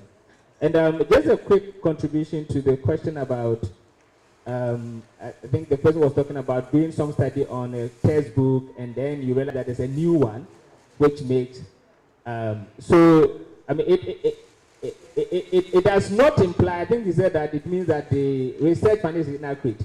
It does not imply that the research findings are inaccurate. It only implies that they are outdated. So they are outdated even before birth. Probably also because, you delay too much if it's an interventionist, because if it's an interventionist kind of research, time bound. So you cannot take forever. But then again, also, if you say that you do a research, and at the latter stages, when you are just about submitting, you found something new that contradicts everything. My advice would be that get extension and continue. Yes, take extension and continue, because it implies that everything that you found is wrong. Because you find something that contradicts everything that you know already is completely inaccurate, and therefore you need to proceed on the line of finding that is leading us towards the truth. So you may want to take extension and then probably pay a little bit more money and then finish.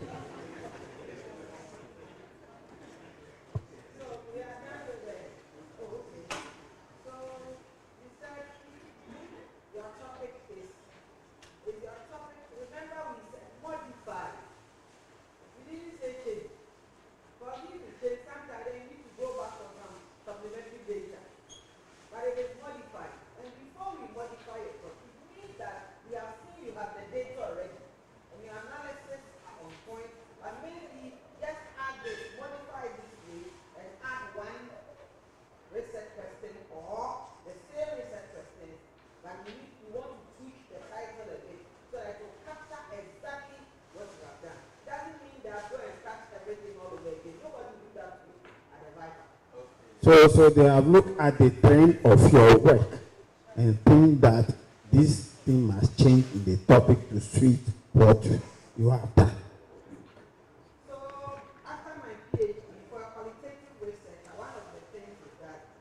present your findings at a conference. So I went to the US to present my findings. And then in that conference, International Communication Association, every time they have an annual conference, there is a section for students. They call it Doctoral Consortium. So before you go for the conference, you submit an extended abstract. An abstract which is about 3 or 4 pages, indicating the methodology, major findings, and all that in just 4 pages. And then they will give it to an expert in your area. So when you go for the conference and it's time for the consortium, you are going to meet experts only in that room. And so one of them who was nominated as a reviewer for what you sent will make suggestions. And other people will now, after your presentation, other people will now help you. It was there that I was told to add one more research question. And that from what I was saying, it means I had the data already. Just that it looks like the 4 research questions are not taking care of what I have done. So it is important that I bring one more research question, then I separate some information from research question 4 to become research question 5. So I was just waiting to defend my thesis, but that came up. Then I had a discussion with my supervisors, and they said, yes, I can wait. So I waited, and then when it came, after the defense, I brought it up. And then even the external had even noticed it. So he brought it up, and I had 5 research questions at the end of it. All right, thank you. If supervisors found out that what you have been doing has been done already, you have to move on. Yes, you have to move on. You can't do what someone has just done. So we...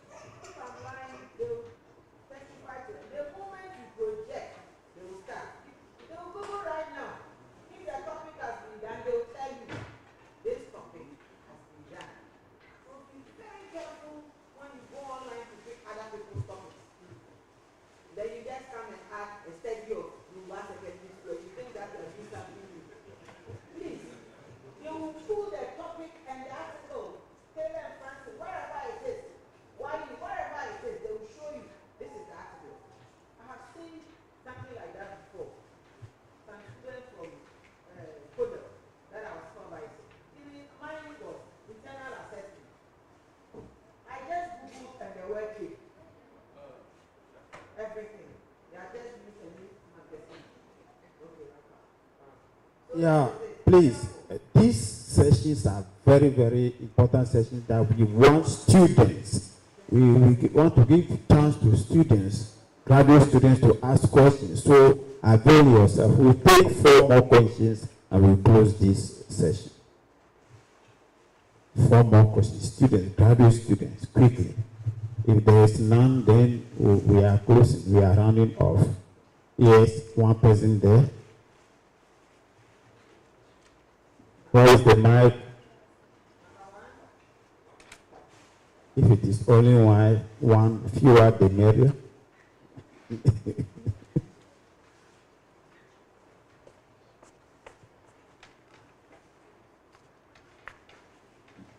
Take time to ask questions, relevant questions. Yes. Thank you for the opportunity. I just want to be a little clear on one very thing. You made mention of the fact that when you go to you go for a viva, and then a modification has been done to your topic. One thing I want to be clear with is that would you have to go back, deal with whatsoever modifications have been made to your work, and come back for the viva again? That's my question. It's modification. You have the data already. You are not coming back to do another viva. But if you would have to go back to collect data and it will affect what you have done substantively, then maybe you may be asked to come back. But most of the time, they don't come back. Since you are interested Come back. And where you see, sometimes people pick problems, that is a research problem, and they don't address the problem. So you'd see that the research objectives, the research questions are at variance with the problem that the person said he or she is investigating. You will be asked to come back. The other situation where you may be asked to come back is when you collect the wrong data. You design wrong instruments, you use wrong instruments. So for example, you are looking at, say, attrition intention. And then the attrition intention scale. Now you go and use turnover intention scale to go and collect data on attrition intention scale. We ask you to go back. You go and collect new data, you come and present the work again. You know, you cannot use the medicine for treating headache to treat Or maybe you are doing a case study and you have used only one data collection method. That is not allowed. If you want to do a case study, you need to triangulate the instrument. Yes. Maybe focus group and interview. But you can't do case study and use one. It is not allowed. But the good thing is that is why we have presentations at the department. Take part in the presentation. Somebody will see it and draw your attention to it. Take submission Viber. Take part. Come and do it. But you are doing things and you are sleeping in the house. The only thing we see is that one day you have come to do a Viber. We will not allow you to do it. You can't come and sit there and disgrace all of us in the department. Because of some fundamentals you could have avoided.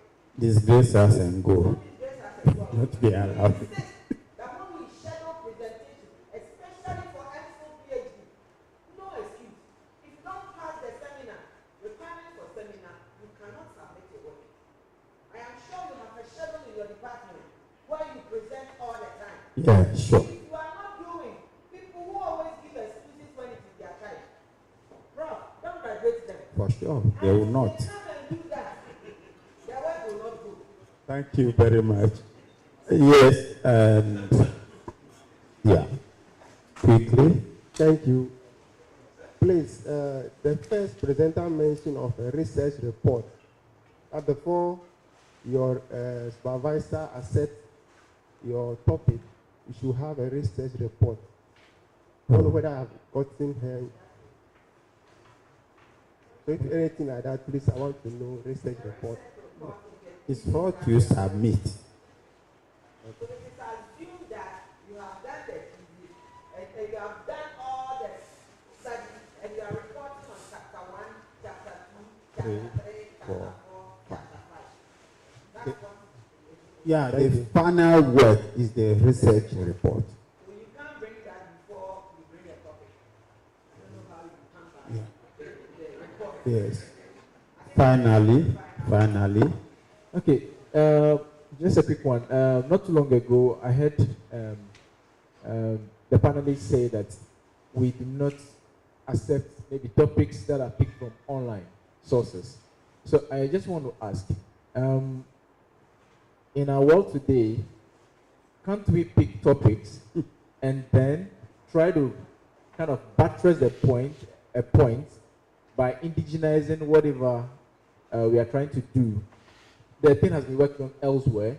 However, we try to indigenize it in our area and then add certain things, or we need to just change the topic entirely. Indigenization includes looking at it from a new perspective. Why are you using somebody's topic? It's plagiarism. You have plagiarized somebody's topic.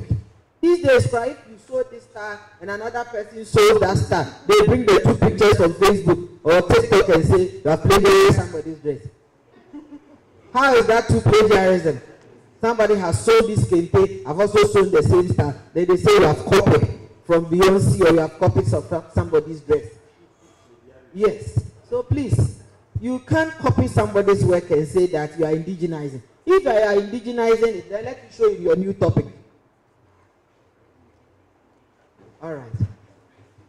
So you now have to forget about the originality we talked about. Thank you. Thank you. MC, tell us something about the time. Wow. Excuse me, I think we need to be clear here. Prof, for instance, I found contributions of translation in the development of Tanzania. And I also want to situate it, okay, in Ghana. Is that also plagiarism?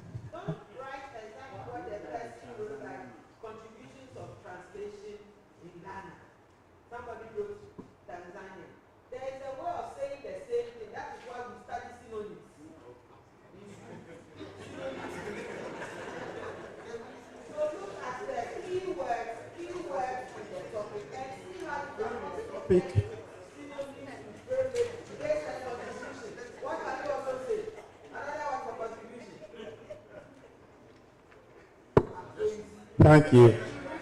Thank you. Thank you. Tell us something. Is the snack done? Is it finished? Thank you, Professor Hammond.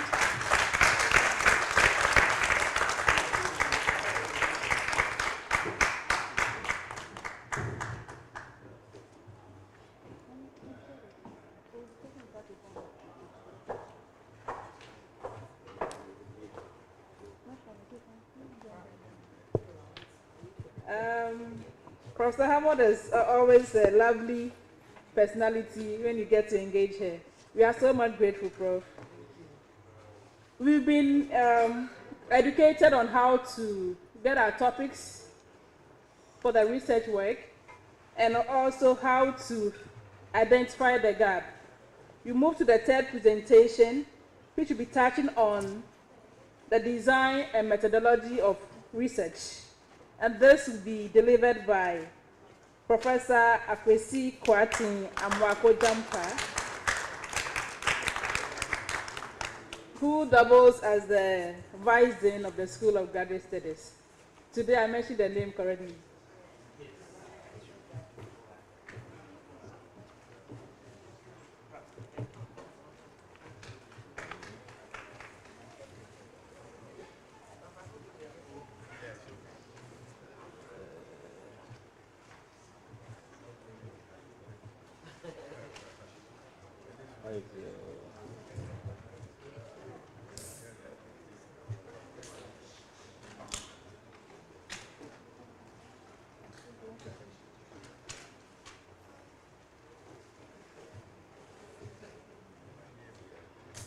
All right, good afternoon, colleagues.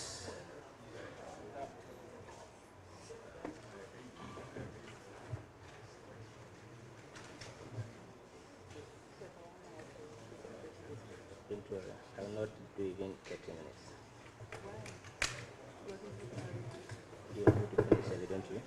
No, I don't want to finish it. Okay. This is the investigation.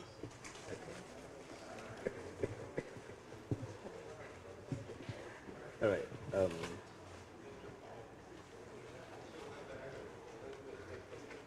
So I'm going to try to be as brief as possible. The people who are using this thing here, is it possible? There are some of us who have side challenges. This thing is a little bit misdirected. I'm going to try to be as brief and as concise as possible. If I don't get too excited, I don't expect to spend more than 25 minutes, because I'm going to try to, as much as possible, simplify some of the issues that I want to talk about in a manner that you readily appreciate the kind of things that I want to discuss, but also not to add to your confusion about these issues that I want to discuss with you. You recognize, and I think that the first and the second speakers have both made this point, that the heart of postgraduate studies is the research component Many of you are doing MPhil, and one of the core strands, or for me, the most important part of the entire MPhil journey is the research component, which gives you the opportunity to demonstrate your ability to engage in independent study of a particular phenomenon. Now, the observation that we have made over the years is that the coursework component is very easy to cross. It's kind of a very easy hurdle for many of you to cross. The real challenge has to do with the research component. And here difficulties range from some of the issues that have already been discussed regarding identifying a researchable topic and problematizing the issues involved in the topic that you might have identified, designing the inquiry, deciding on appropriate theories, among other things. These are really kind of difficult issues for any beginning postgraduate students, and I'm not going to lie to you that they are easy. They are not. When we all started, we were challenged in many ways. But that is not to say that it is something that you cannot deal with. It's something that you can easily overcome. Now, one of the most daunting challenges I've come to realize also is the difficulty with choosing or deciding on appropriate research designs, determining appropriate research methods, and deciding on the relevant research approach to use for an inquiry. Now, often the challenge relates to students' limited understanding of what really constitutes a research design and what is the conceptual distinction between research design, research approaches, and research methods. Now, the difficulty with understanding research design gets even more complicated because of what I refer to as definitional ambiguities or conceptual confusion.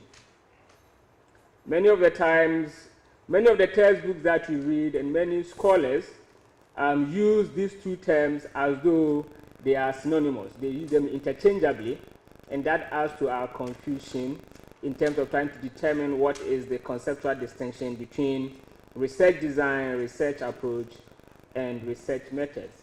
Even there's a sense in which research methods, conceptually, is not the same as research methodology. We'll talk about it a little bit later.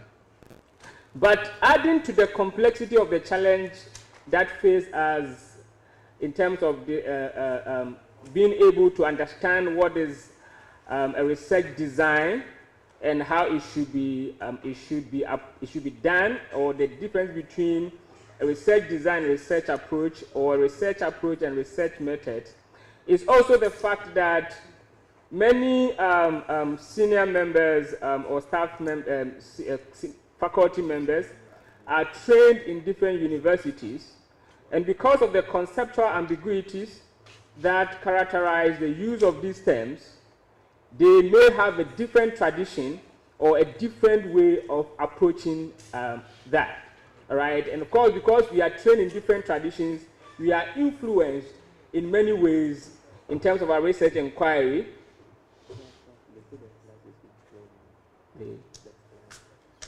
It will flow, don't worry. Don't worry, my slides will flow.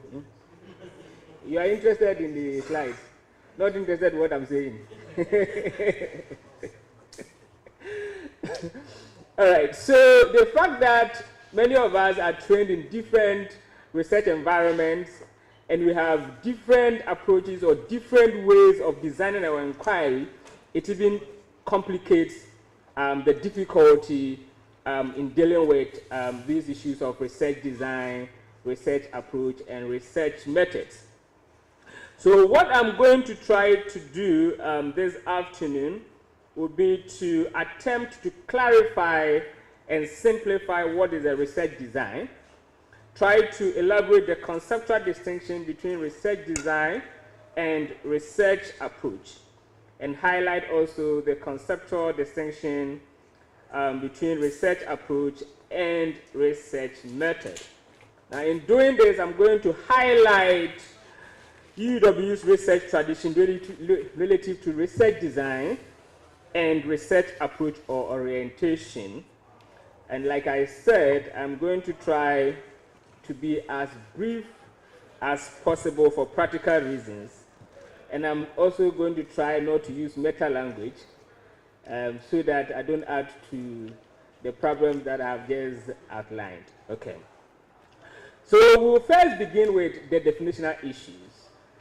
Like I said, there are definitional ambiguities, and therefore we need to understand when we say research design, what exactly it is. How have different scholars defined research design? And what can we learn from these scholars to understand what should go into a research design? Okay.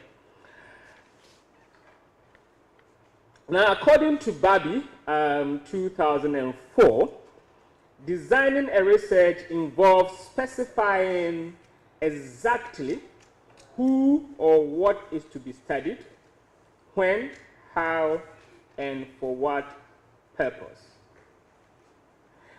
Now, Barbie thinks that research design should entail the plan the researcher needs to be able to determine what to observe and what to analyze, why, and how. Now, this implies that design is essentially the doing part of the research. That is essentially what it is that they're trying to say. It's like the doing part, you know, of the research. Then he goes on to tell us what must one consider, what task must one accomplish in thinking about or in designing research. So Barbie says that in designing research, the researcher must accomplish two important tasks. One of them is that the researcher must be as specific as possible about what they want to find out. You need to be clear in your mind, in your head. What is the object of inquiry? What do I want to find out? The second is, how do you do it? Which is the best way to be able to know what you want to find out? Now, if you are successful with the first one, the second is a given. If you know that you want to go to Kumasi, and you know what road to take to go to Kumasi, you don't have a problem. You will get there. But if you want to go to Kumasi, and you don't know how to get to Kumasi, and you're going to rely on Google Maps, you might as well land in a ditch or in some in some forest somewhere. All right. So that is Barbie. All right. So these are the considerations. This is what Barbie thinks the research design is about. All right. Now, other scholars who have attempted to conceptualize or to talk about research design includes O'Sullivan et al., who did he's also a methodologist. It's very popular methodology book. All right. Now he wrote a book in 2007, and in this book, it's a group of people, so that's why it's et al. They define research design as plans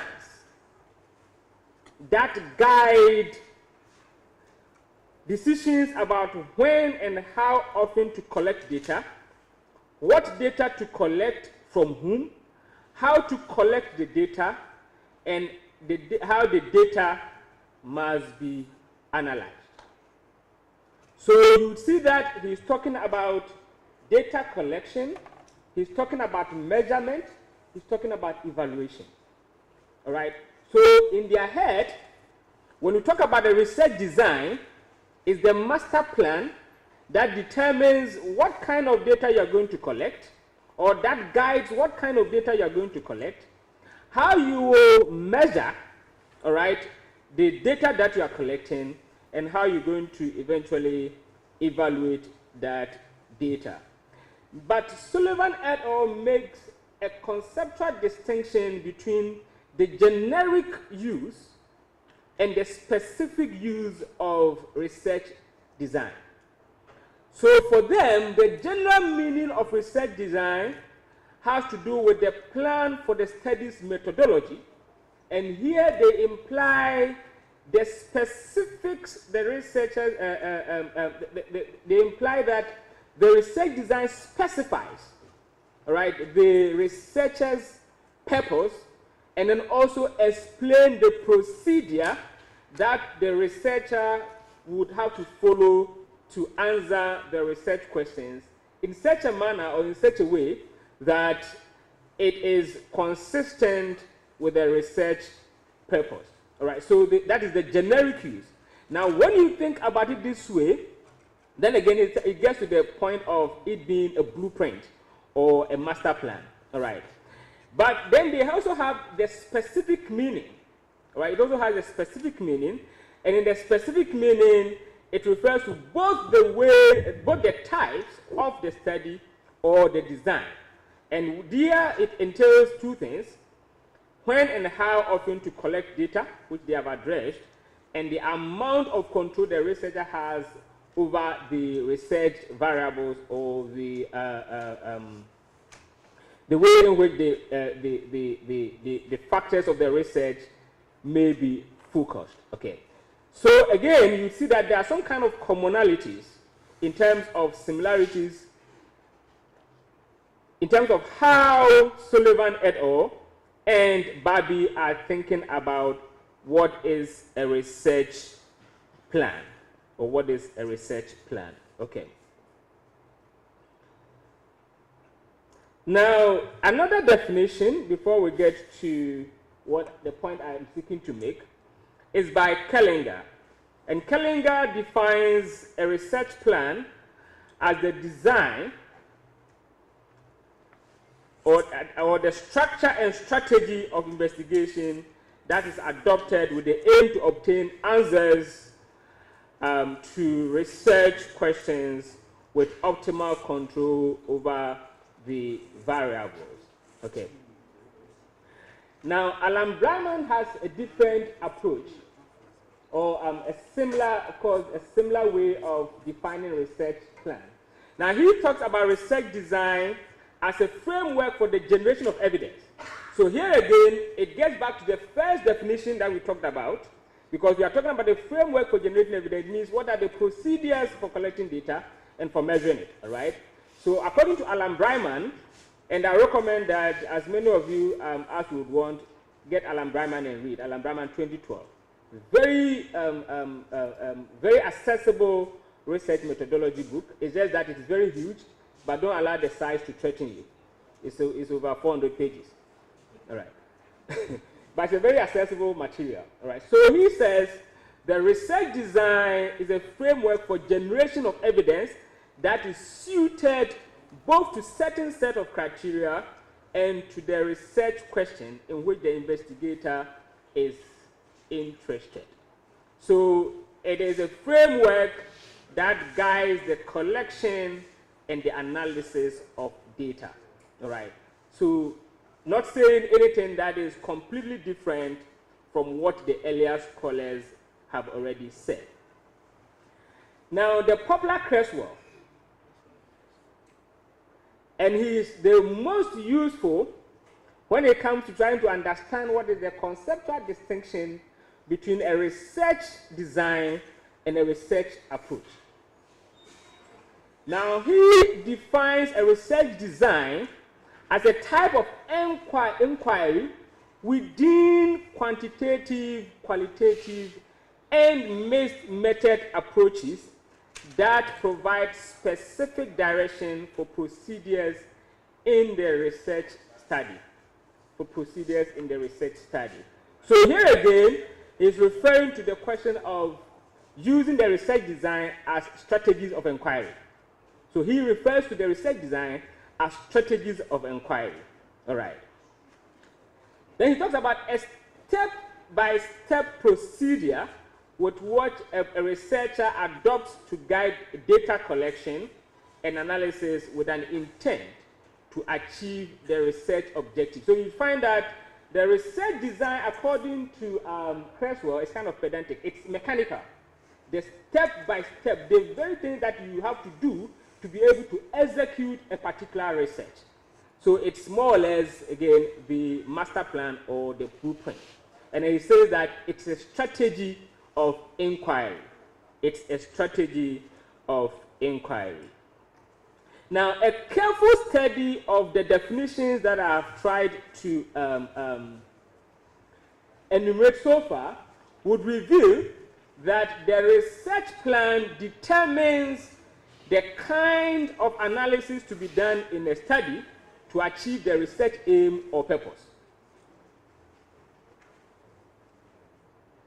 The other one is that it articulates what data is required. So the research plan tells you what kind of data are you going to need to be able to address the purpose and the objectives of the research.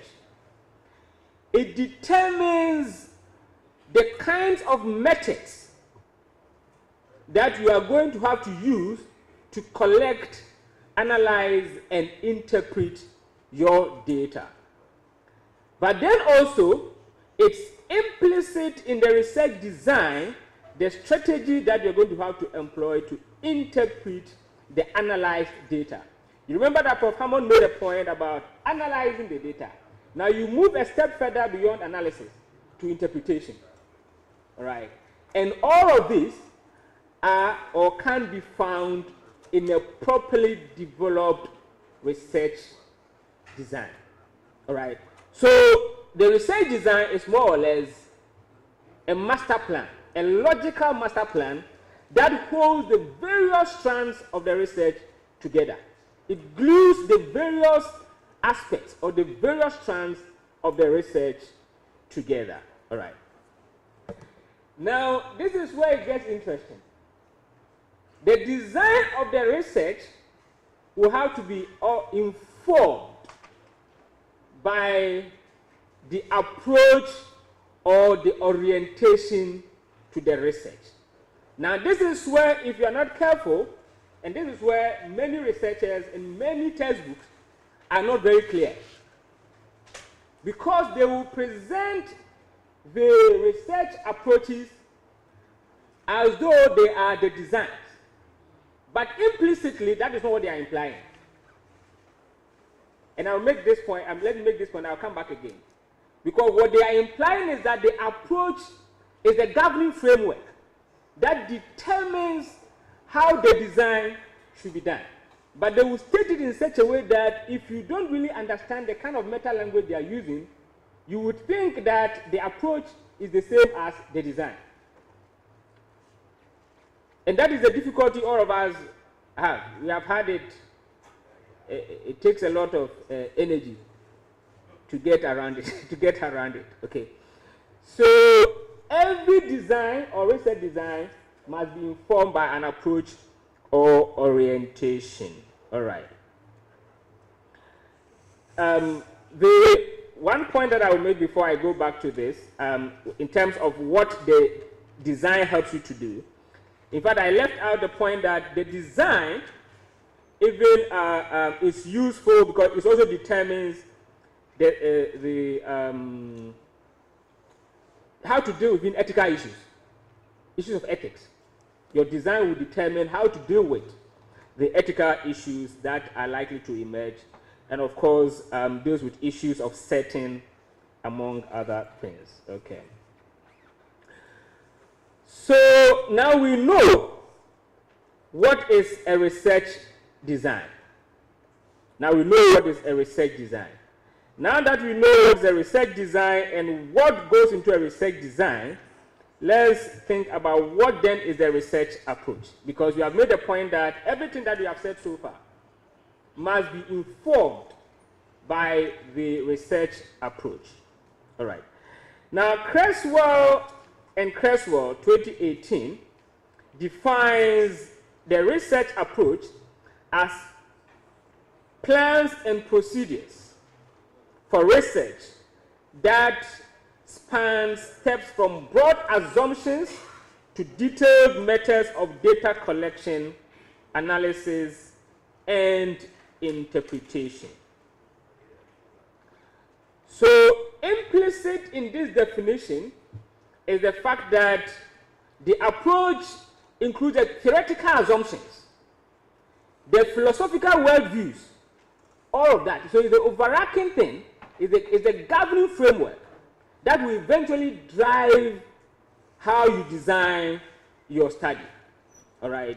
So he says it is a plans and procedures for research that spans steps from broad assumptions, philosophical considerations, worldviews, all right, to detailed methods of data collection, analysis, and interpretation.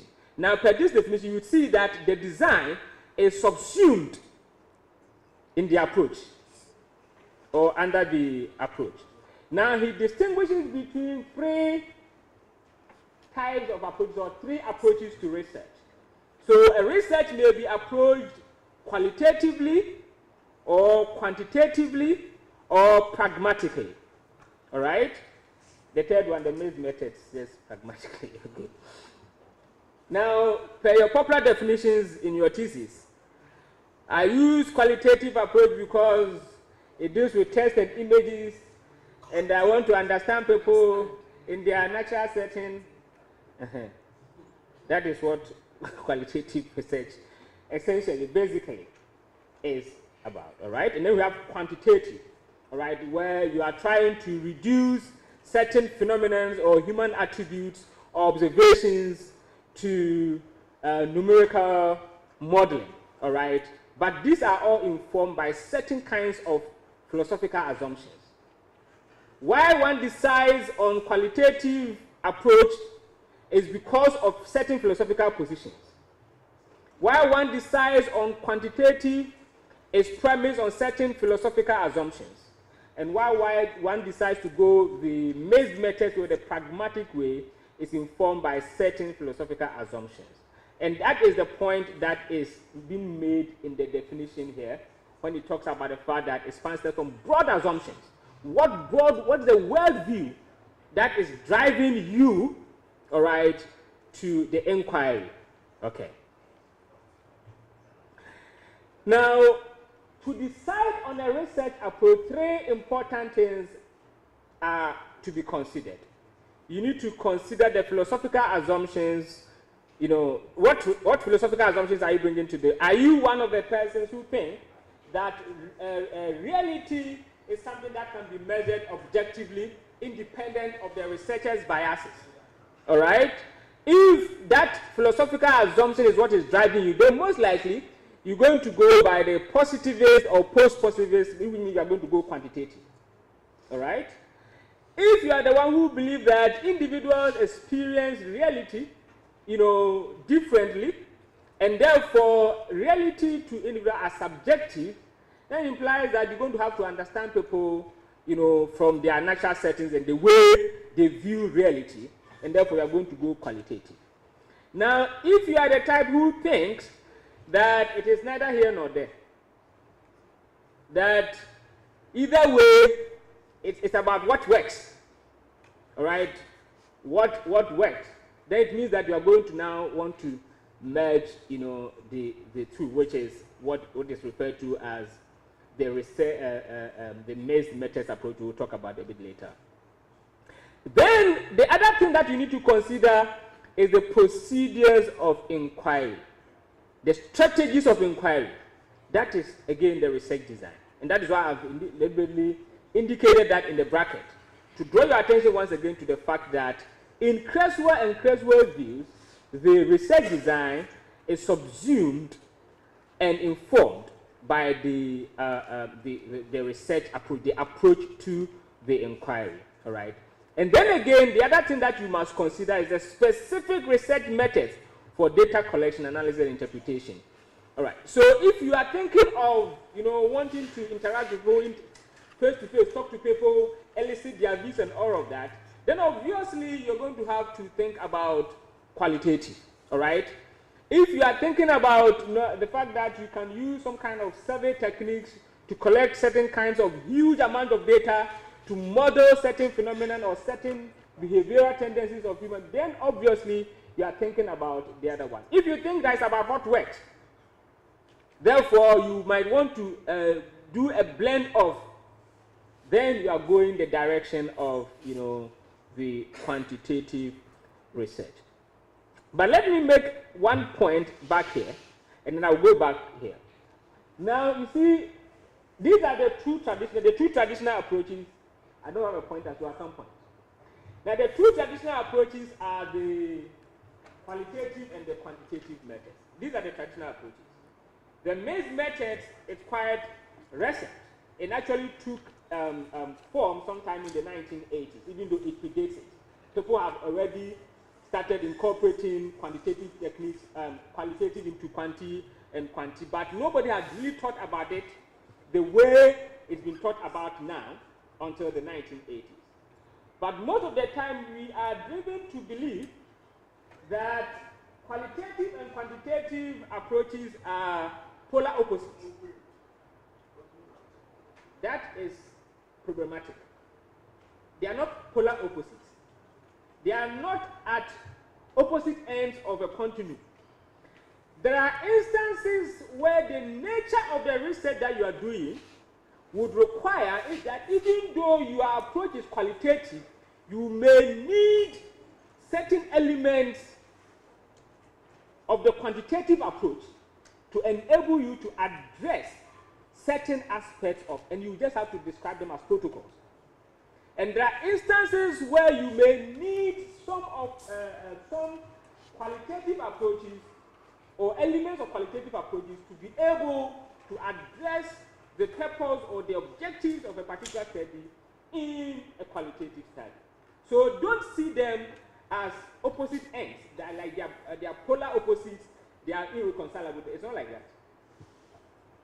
It's not like that. Okay, so that is the point I wanted to make. That's why I came back here. Because most of the time that is what we think, but it's always not like that. Okay. All right. So these are the terms that you need to think about before you consider a research approach. All right.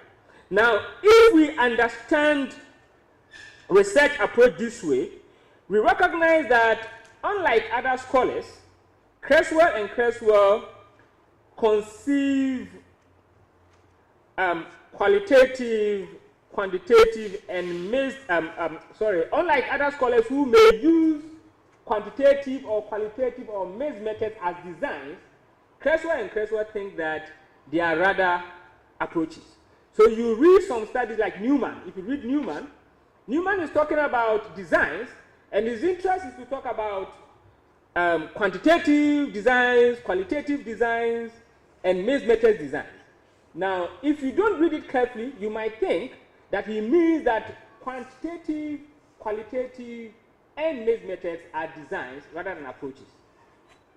And there are a couple of other textbooks that do that. And Creswell is very useful in this endeavor in terms of providing us this clarity.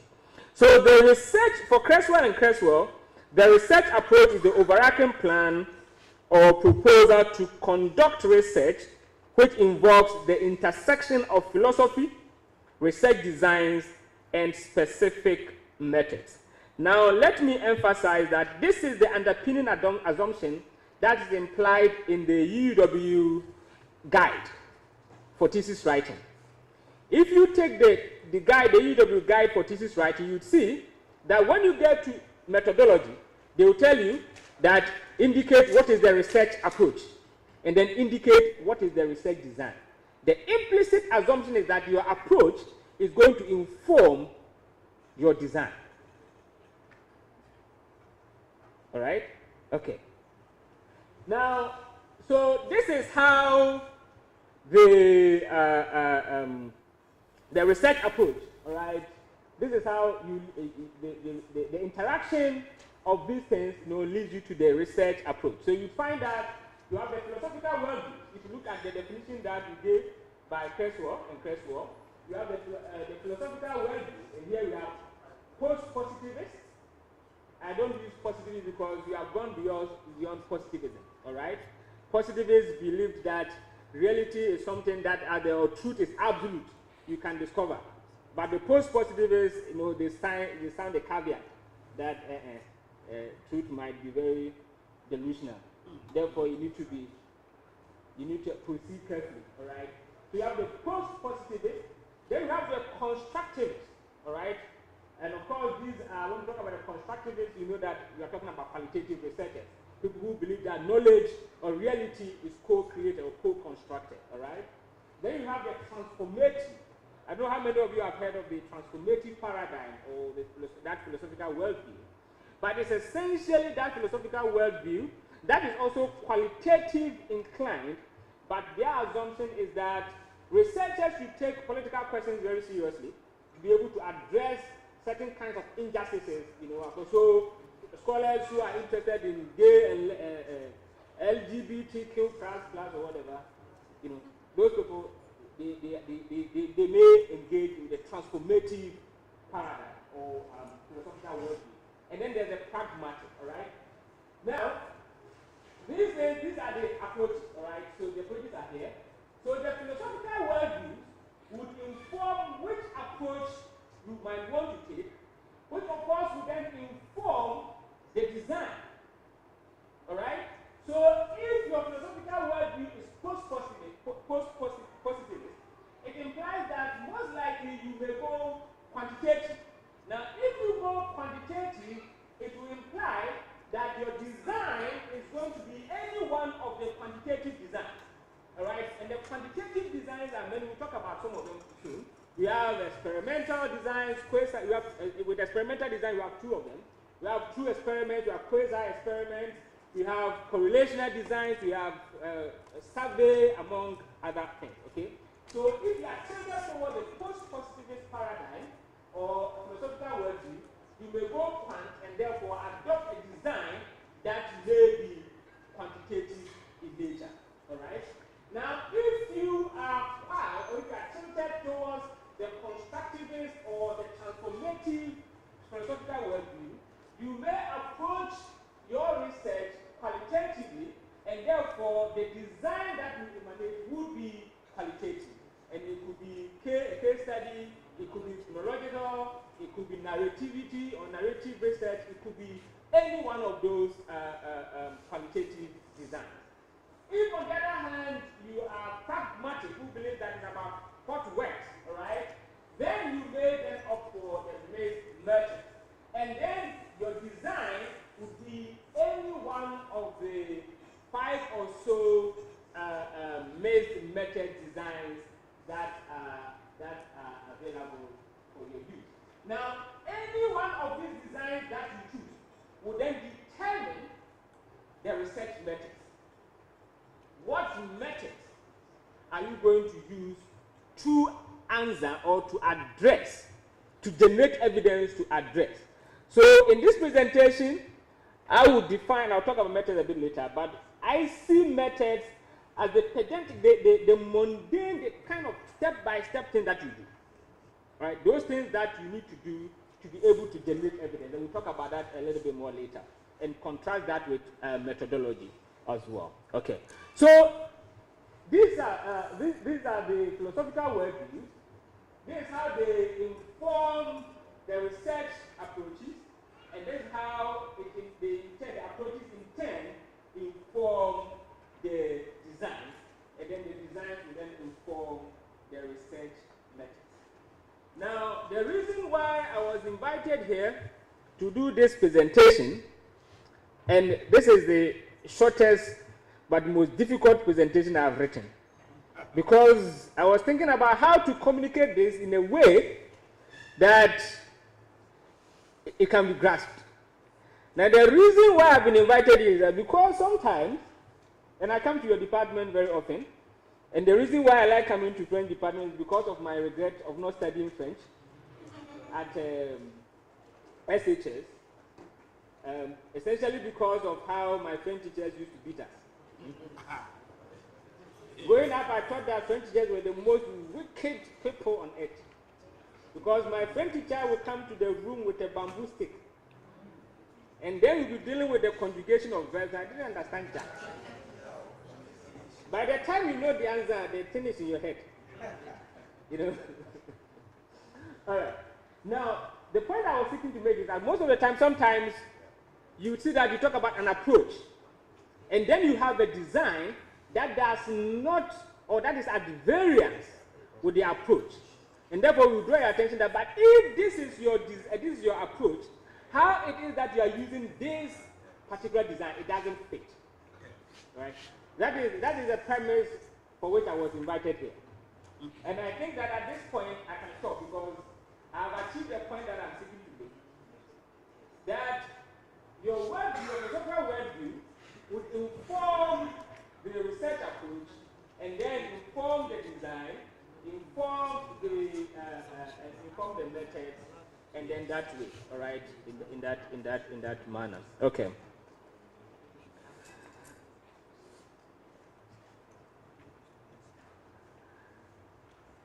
Now, the choice of a particular approach is based on the nature of the research problem. All right?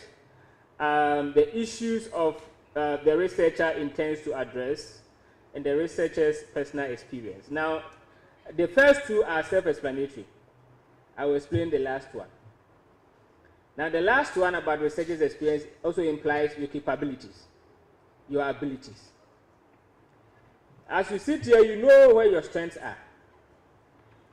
So that if you know that your strength is not in numbers, if you know that you don't even understand measures of central tendencies, why would you want to go and do quantitative research?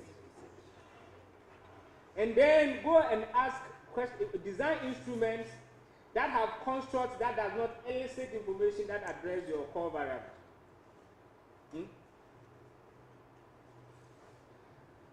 So that instead of probably using, you have a particular research question, the best instrument may be that you need to use a test.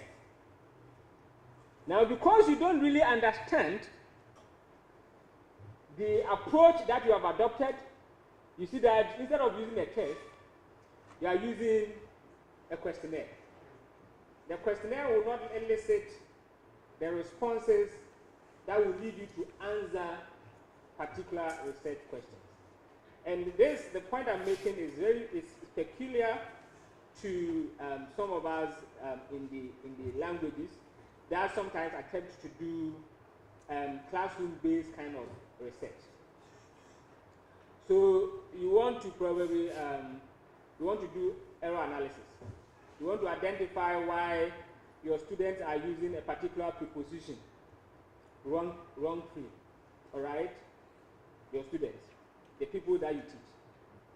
Then you go and then you design an instrument.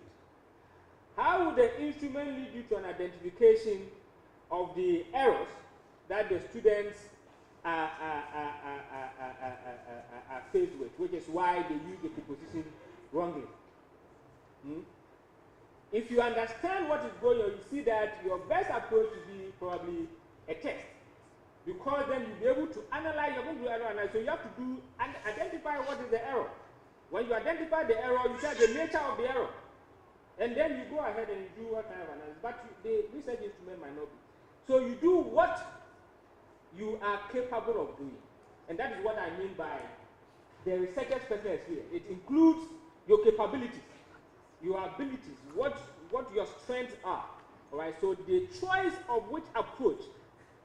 If you tell me to come and do quantitative research, I won't mind it. Because I barely struggled to pass mathematics. When I was at the University of Ghana, basic statistics, I can count the number of times I went to the lecture. I was just lucky enough to pass. And I passed very well. I don't know how.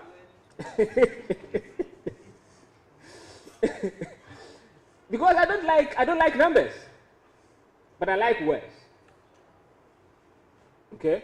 So your strengths are important. Now, what issues do you intend to address? If the issues you intend to address is such that you may need to do a wide coverage, you may need, probably you want to measure certain behavioral traits or certain behavioral tendencies that are not obvious, they are latent, they are cognitive. You might not be able to necessarily do so qualitatively. You may need to frame those constructs in a manner that somebody may understand, then in a questionnaire form. All right. So the kinds of issues that you intend to address also informs the research approach that you have to decide on. Okay. And then the nature of the research problem. What is the nature? Of course, the nature of the research problem is implied in the kind of issues that you are interested in addressing. All right. So these are some of the issues. Okay. Now let's now look at the various research approaches and then the corresponding designs. This is just few examples. All right. Okay. So you have research up here. You have the quantitative research design. You have qualitative research design, and you have method research design. Okay. So when you take quantitative approach, these are some of the research design. This is just a few of them. And I'm not going to bother to explain them because the point is to let you have a grip of what really are these designs, and then the textbooks are there for you to read to understand what goes into it. If at another time we have a workshop that warrants us to talk about in detail about the designs, probably I will be invited to come and talk about qualitative research, not the one. So we have two experiments, we have experimental research. And experimental research falls under quantitative. Here we have two experiments and you have quasi-experiments. So we have two experiments that you have two kinds of groups. One is control, all right, and the other is experimental group. And the researcher has some kind of freedom to manipulate one of the some of the variables or one of the variables or whatever. But normally two experiments are done by those in the natural sciences. Okay. Now those of us in the social sciences and humanistic sciences, we normally do what we call quasi-experiments. Right? Quasi-experiments. Okay. And then we have non-experimental designs. There are a lot of non-experimental quantitative designs that are non-experimental. We have survey research, we have causal comparative research, we have correlation design. So all these are just some of the examples of the various kinds of non-experimental designs that you can find under quantitative. And the rest are all there in the textbooks for you to read them. Then we have qualitative research approach. Now, if you take the qualitative research approach, the research designs, these are just examples of them. We have case studies, right? And then normally to ask you, what is the tricky thing with case studies? And I always tell people, if you don't understand what is a case study, or if you don't understand the tenets, the principles, don't do it. The tricky thing with a case study is to identify or to know what is the unit of analysis. So somebody says, you are interested in conflict, right? The impact of conflict on development, a case study of Boko. Or the case study of Northern Ghana, just a rough framing. Now the next question is, which is your unit of analysis? Which is the case? Is it Boko, which is the case? Or is it the impact of conflict on development, which is the case?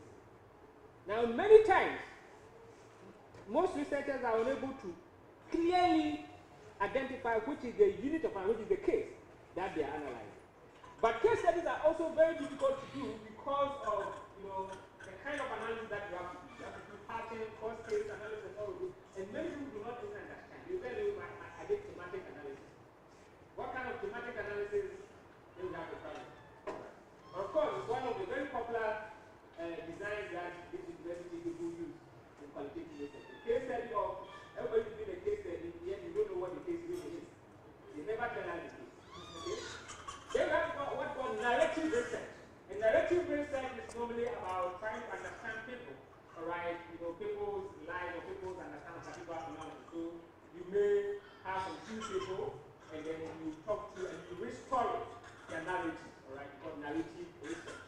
You have the chronological research, and chronological research also is becoming very popular in this university, except that many people do not really understand also chronological research.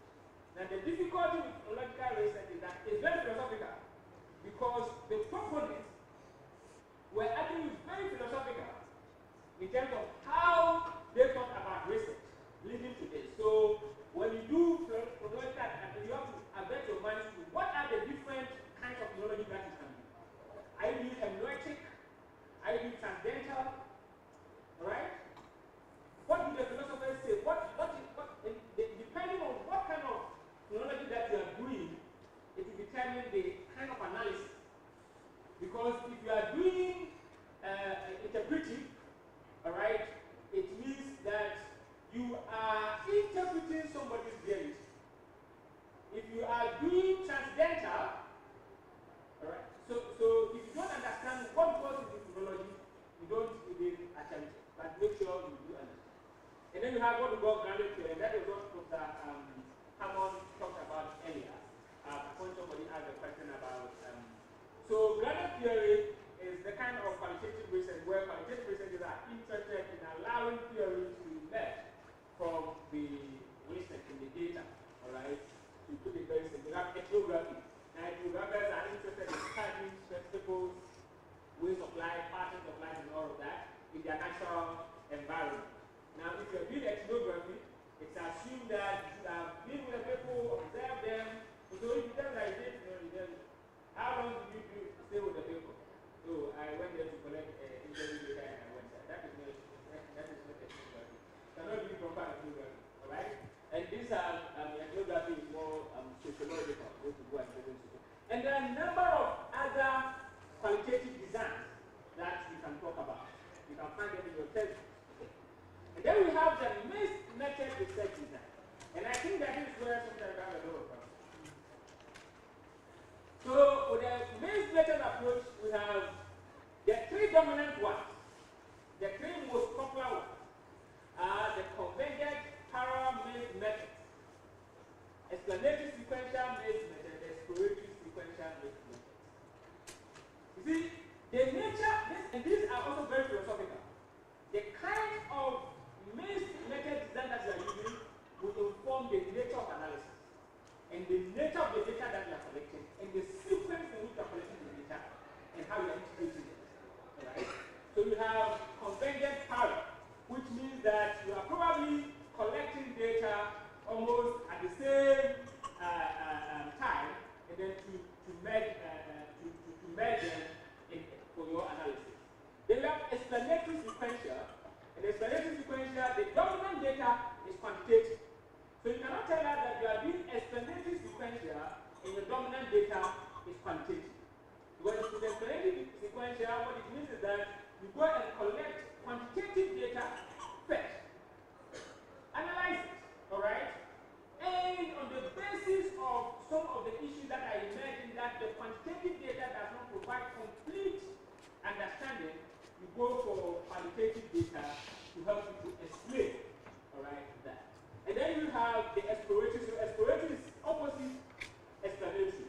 So the dominant data is qualitative. And you have nested or embedded methods. And there are a number of other ones as well. So you have what we call the power triangulation or whatever. There are about 5 or so of them. So if you tell us we are using mixed methods, we are expecting to see any one of these designs. So you cannot say that I'm doing mixed methods and then say my design is savvy. You're going to have a problem. Alright? You cannot say that you are doing mixed methods and then you say that my design is a case study. You're going to have a problem. Alright? So each approach has their own specific kinds of designs. All right. So these are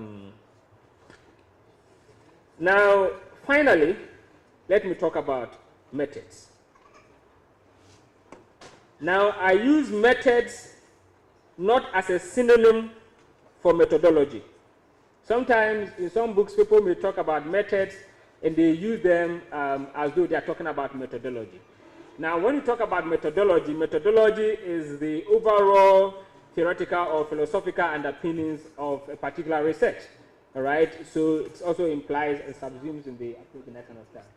But I mean methods in terms of the forms of data collection procedures that you use in any study, all right?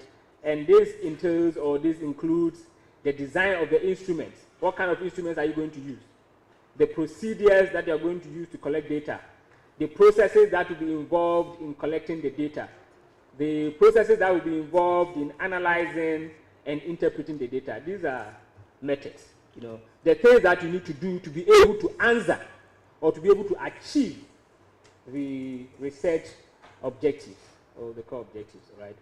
And so you find that methods focuses more on the research process and the kind of data collection tools and procedures that will be required to analyze and interpret the data, okay? And there are so many examples. You know, when you talk about examples of methods, we have survey methods, which include closed-ended, administering closed-ended questionnaire or questions, face-to-face interviews, you know, focus group interviews. So when you talk about methods, how are you collecting your data? After you have collected it, how are you going to analyze it? By what criteria? So if you are being qualitative, you see that you are doing thematic analysis, right? That's method. That's how you are analyzing the data. Before you even get a thing, you need to code. So these are things that you do. The very things that you do, those are the methods. How do you address, you know, your research? So those are the basic kinds of methods. And then we have, of course, observation. These are all methods of data collection, all right? Then you may do document analysis. So those of you who are in languages, you know, normally you do document or textual analysis, okay? These are all methods. These are what we call methods. Right, so now you see that when we talk about methods, we do not mean approach, all right? And when we talk about approach, we do not mean design. These three are conceptually distinct, all right? Even though in some instances you would find that they are used interchangeably, all right? Yes, so these are some of the things that I want to, I don't know whether to conclude or not to conclude, because I don't know how to conclude. But in conclusion, the point I'm trying to make is that when we talk about the research design, the point I want to emphasize is that when we talk about the research design, it involves the strategies of inquiry, right? The strategies or the procedures of inquiry. When we talk about the approach, we find that the design is embedded in the approach, all right? And the approach is informed by your philosophical worldviews, include the data and everything, all right? And then the methods are the very pedantic steps that you need to take to be able to generate evidence to address your research questions or your research purpose.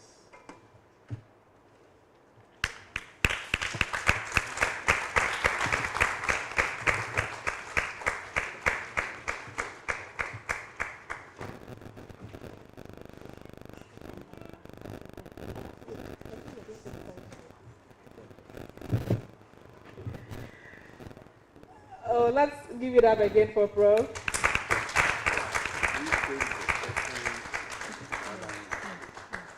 are very different.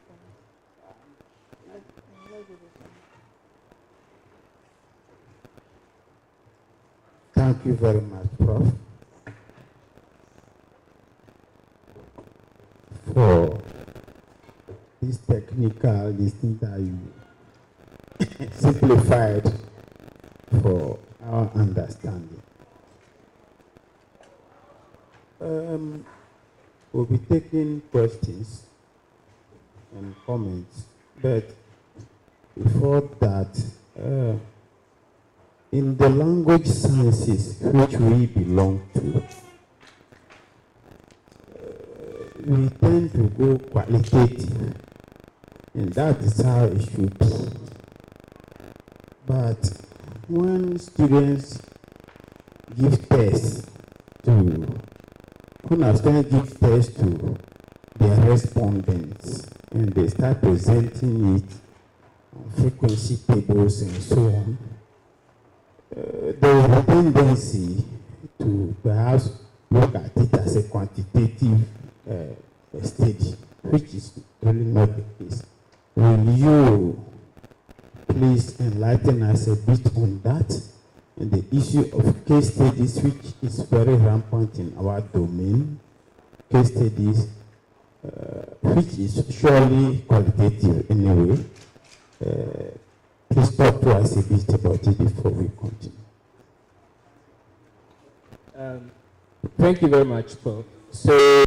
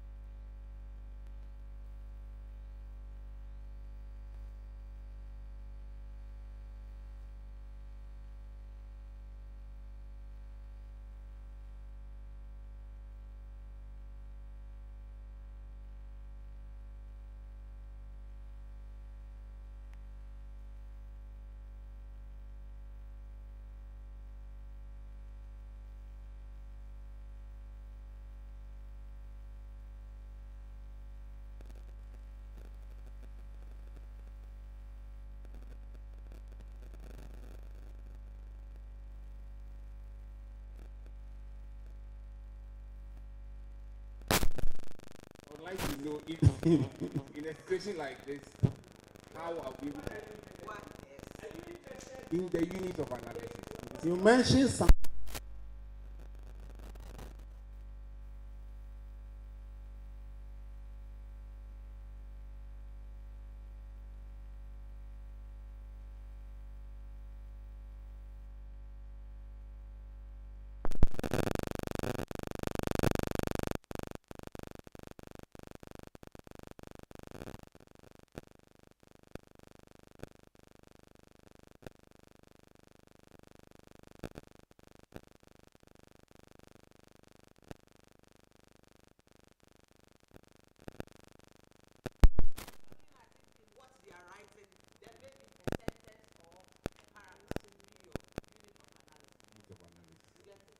Exactly what I want to get.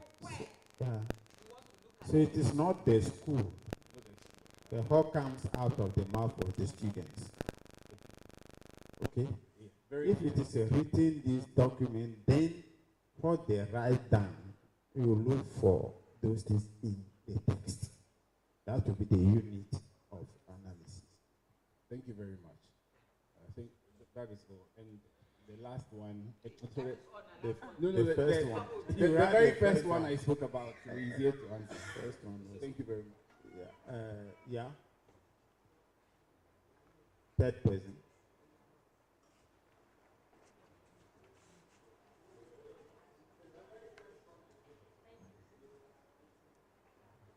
Thank you very much. Prof, my question is about this design, explanatory sequential mix method, and the other one. As what? Explanatory sequential mix method, and the exploratory one. I would like Prof to throw more light on them. It's just, they say it's just the opposite. Yes, he talked about we have a dominant data. So I would like to know what you mean by the dominant data. Oh, okay. Thank you.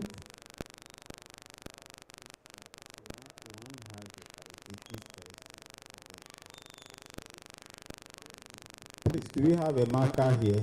Can we get marker? No board. That's the problem. If not.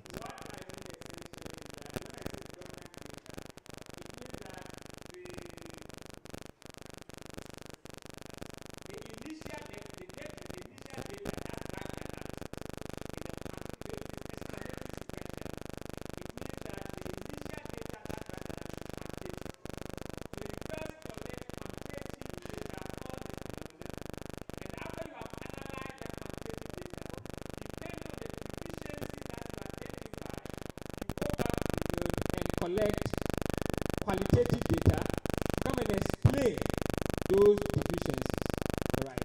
So the dominant data that is driving the work is quantitative. The dominant approach is deduction. All right. Now, probably I think it's good you ask that question. One of the challenges we have when it comes to analyzing such data is that some people will tell you that I use thematic analysis to analyze the qualitative data. That is problematic. Now, if the dominant data is quantitative, it means that you are proceeding from a priori deduction. Thematic analysis is induction, right? So that it creates some kind of incongruence in terms of the analysis. So what you ought to be doing is what we call directed content analysis, DCA.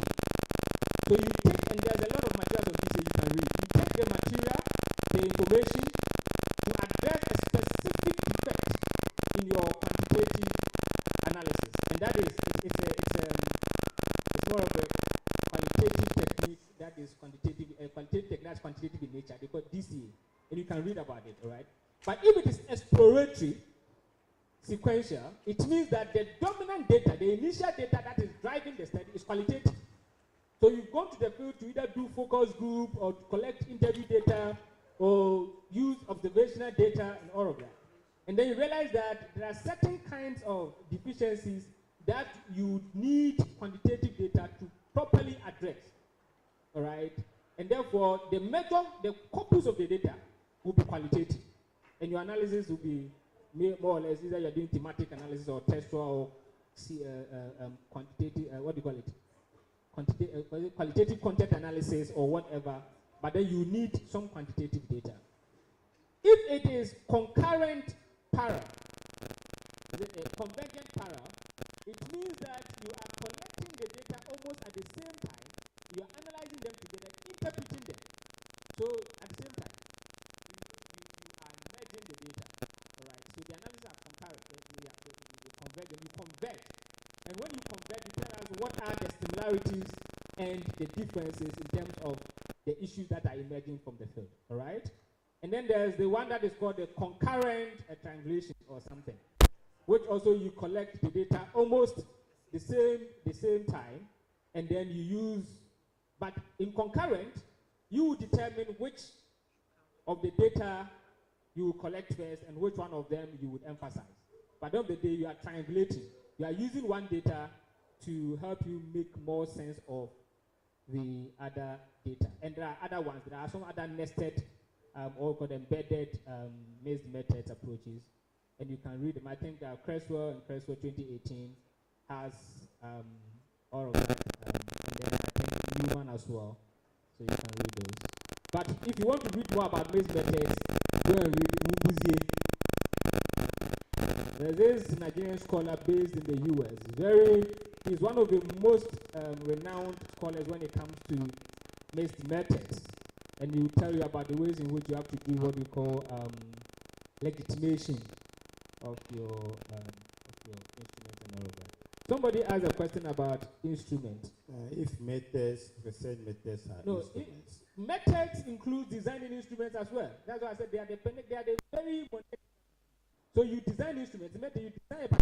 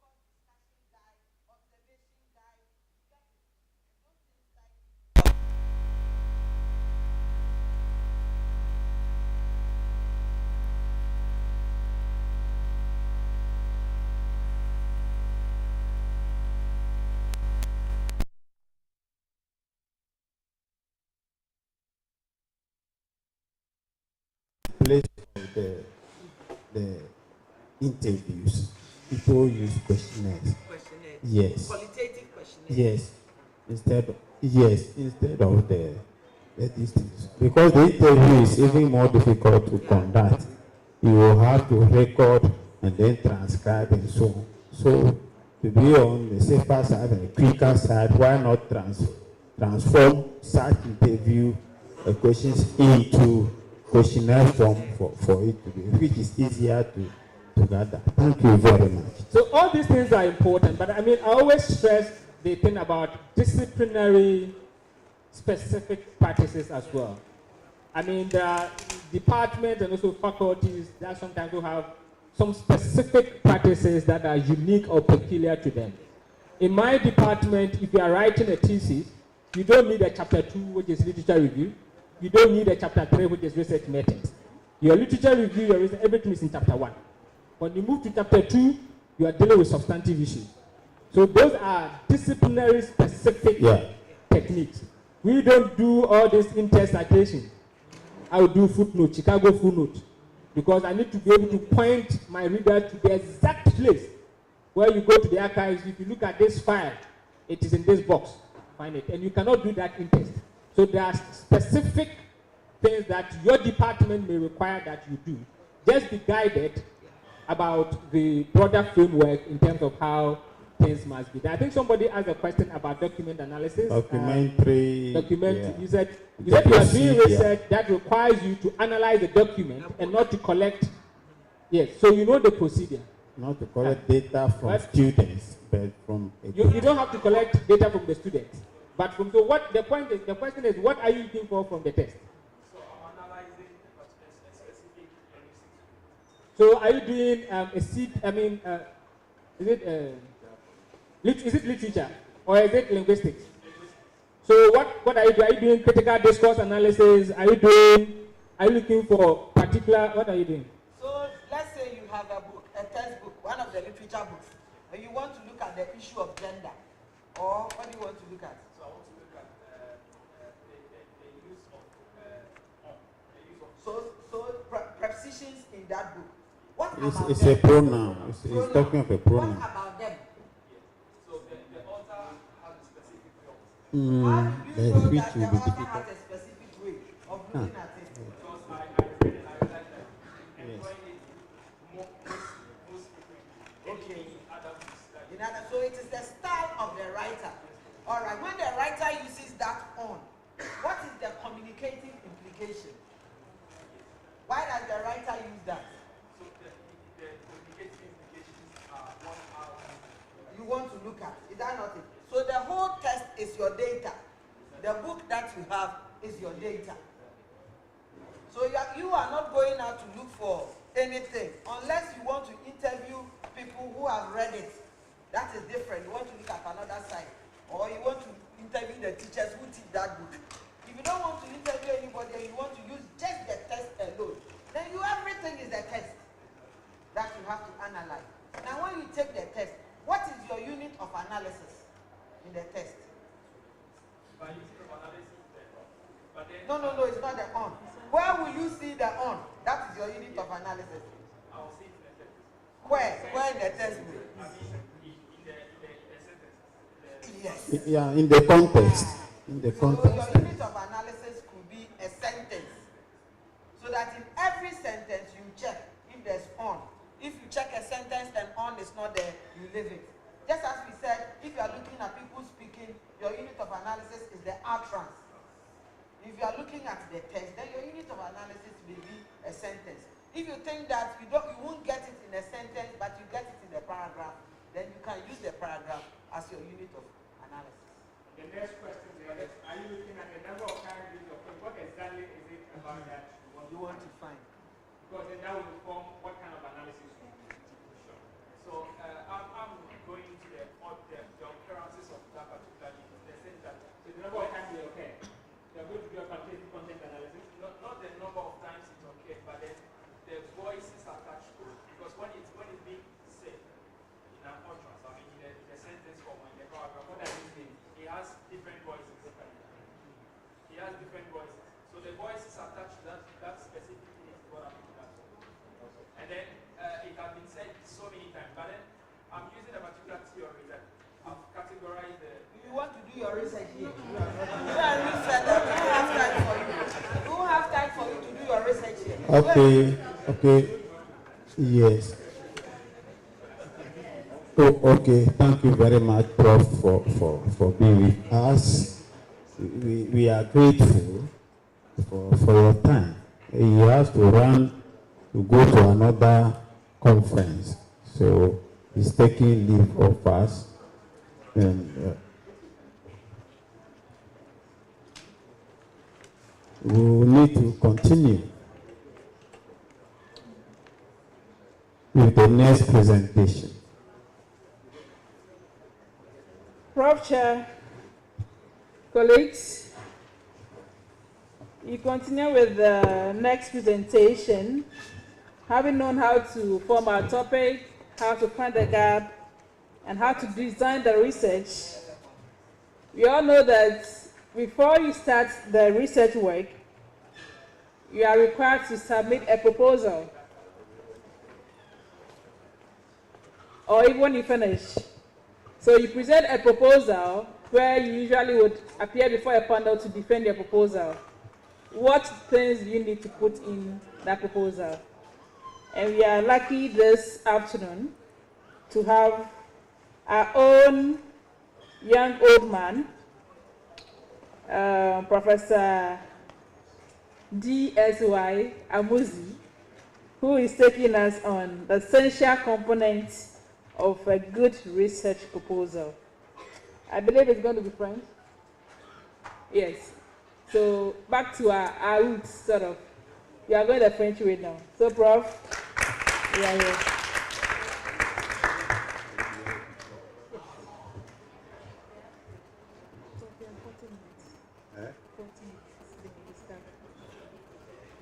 Well, it depends. Why not send it this way? The call is short. Okay. Oh, I can see properly. Okay. Okay, I will use this instead. Okay.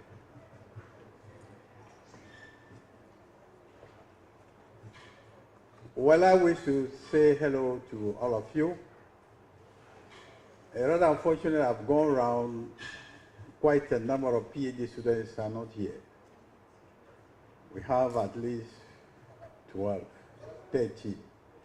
And if I say, put up your hand now, which I don't want to do, there may be either 3 or 4. The same thing that we organized the conference, quite a number of you didn't come. If you know the time that we actually put together to arrive at this. But those who are with the MPhil, there are rather many. We are also advising you to come for what? To do your PhD. I'm really happy, and I wish to thank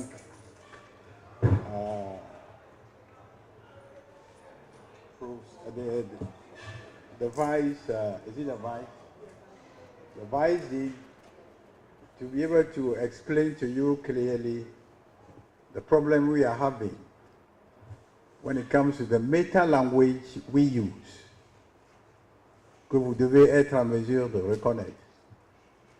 So you should be able to know, as he said, the philosophical approaches that are there, or the themes that are there, and the approaches that follows within the philosophical thinking of writers. We are from different schools of thought. Before you come to the design, French is also using the design, leading you to the method that you are certainly going to use. Mine is a summary of all that has been done so far. I should have been the last speaker, but then you are going to have one. Comment réaliser un projet de recherche et comment présenter le travail. Ça peut être votre thèse ou bien votre mémoire. Comme ça se montre, hein, dont la réalisation d'un projet de recherche dépend de toi, des objectifs que vous devez atteindre, le type de recherche envisagé et les exigences de l'institution à qui le projet est soumis. Donc, la démarche exige des conditions nécessaires à remplir, même si ces conditions ne sont pas suffisantes. Votre travail de fin d'études, surtout quand il s'agit de MPhil ou bien le doctorat, par exemple, doit a priori refléter, n'est-ce pas, un objectif clair en remplissant des conditions nécessaires. Nous vous proposons 4 grandes étapes, soit sous forme de rapport ou bien soit sous forme de thèse à soumettre. Le premier, c'est quoi? le choix de l'objet d'étude. Ce n'est pas le titre, hein, votre objet d'étude. Il s'agit du choix du sujet de recherche, le contexte de l'étude, la formulation du problème et de la problématique, parce que les deux ne sont pas les mêmes. L'énoncé des objectifs à atteindre, les hypothèses à valider et les questions de recherche auxquelles vous devez trouver des questions attendues. Alors, quelles sont les stratégies appropriées à faire? Le premier, c'est un survol que je considère comme un skimming. You haven't started scanning yet. Du cadre théorique, des travaux antérieurs et les articles relatifs, n'est-ce pas, à votre projet. C'est le choix de l'objet. La deuxième étape, c'est la structuration de la recherche, suivie de la troisième, la réalisation du projet de recherche lui-même. Alors, quand je parle de structuration de la recherche, c'est structurer la recherche avec justification.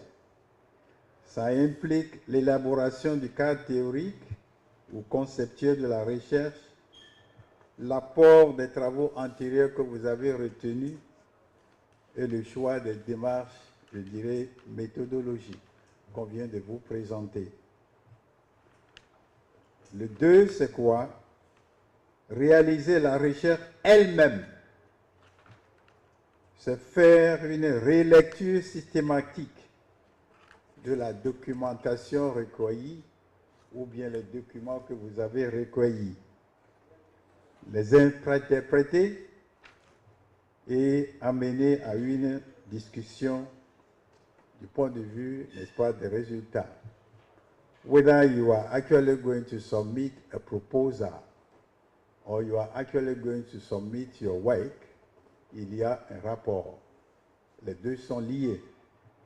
Quatrième étape, c'est la rédaction du rapport. Donc, il revient d'intégrer de manière logique et cohérente trois dernières étapes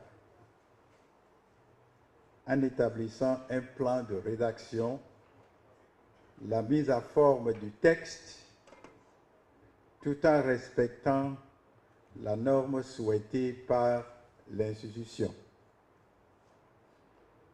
Le 2, il convient de raffiner le problème, de préciser les principes retenus, surtout quand il s'agit du cadre théorique et l'apport des travaux antérieurs.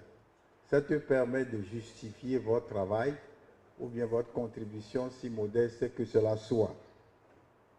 Et enfin, c'est la justification de la pertinence du projet qui sert à guider les démarches méthodologiques et à interpréter les résultats.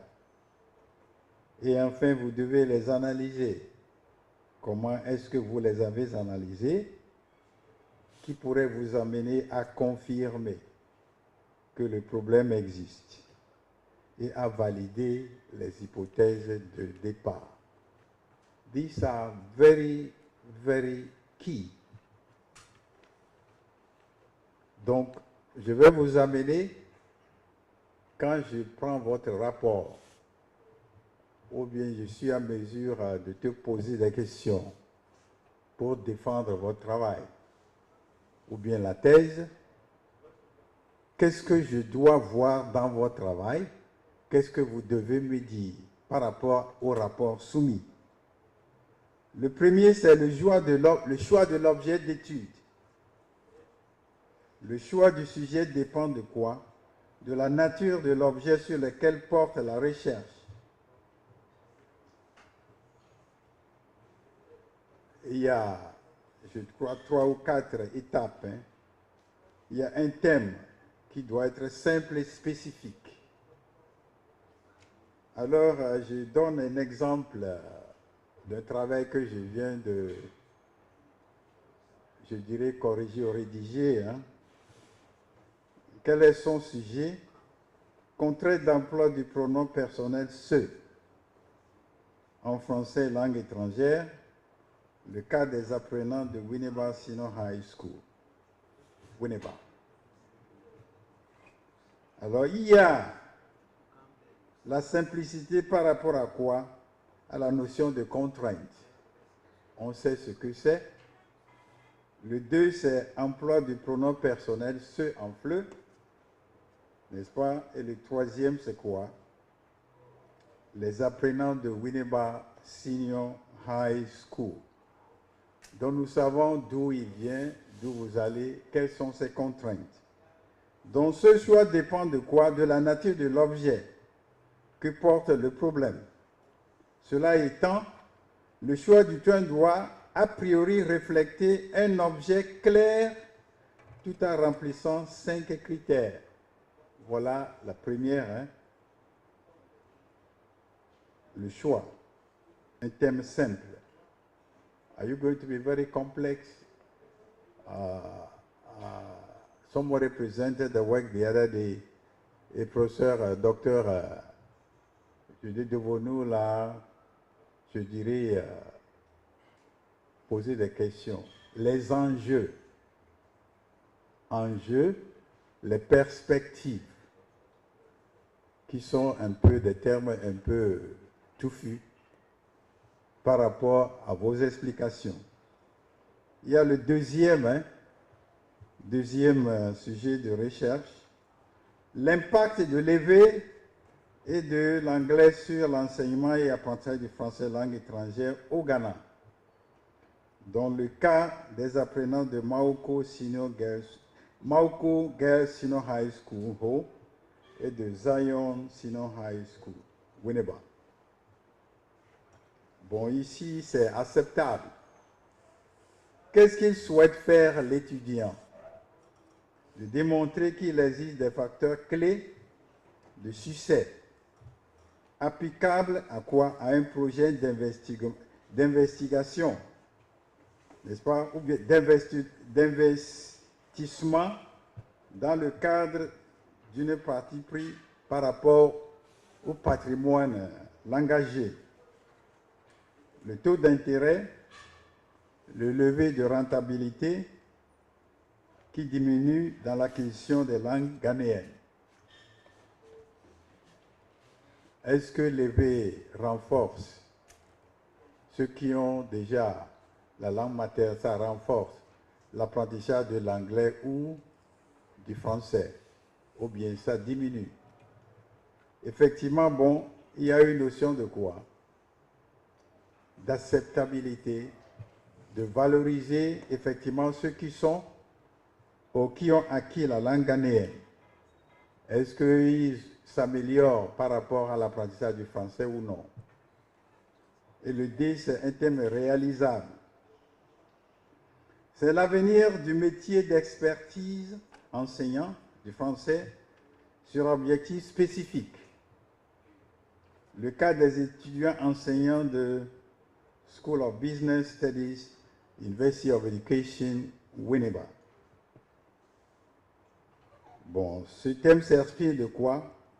Du constat réalisé, du constat des réalités, soit économiques ou techniques, ou bien technologiques, qui affectent l'environnement dans lequel nous sommes, surtout quand il s'agit des enseignants. Vous utilisez des outils.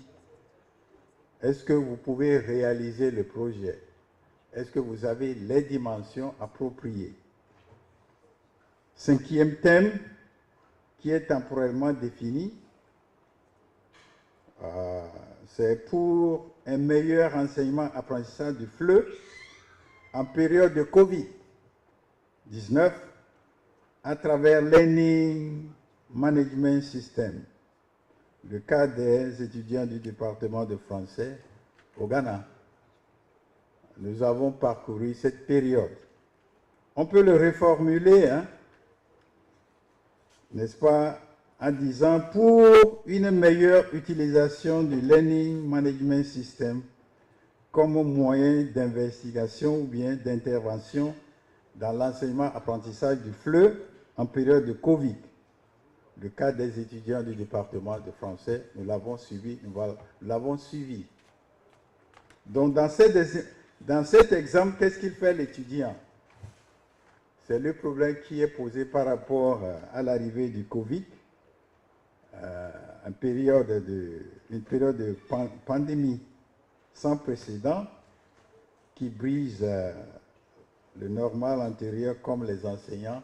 Il n'y a plus de face à face. On ne voit même plus les étudiants. Ils sont en ligne. Mais qu'est-ce qu'on souhaite faire par rapport aux enseignants dès le départ?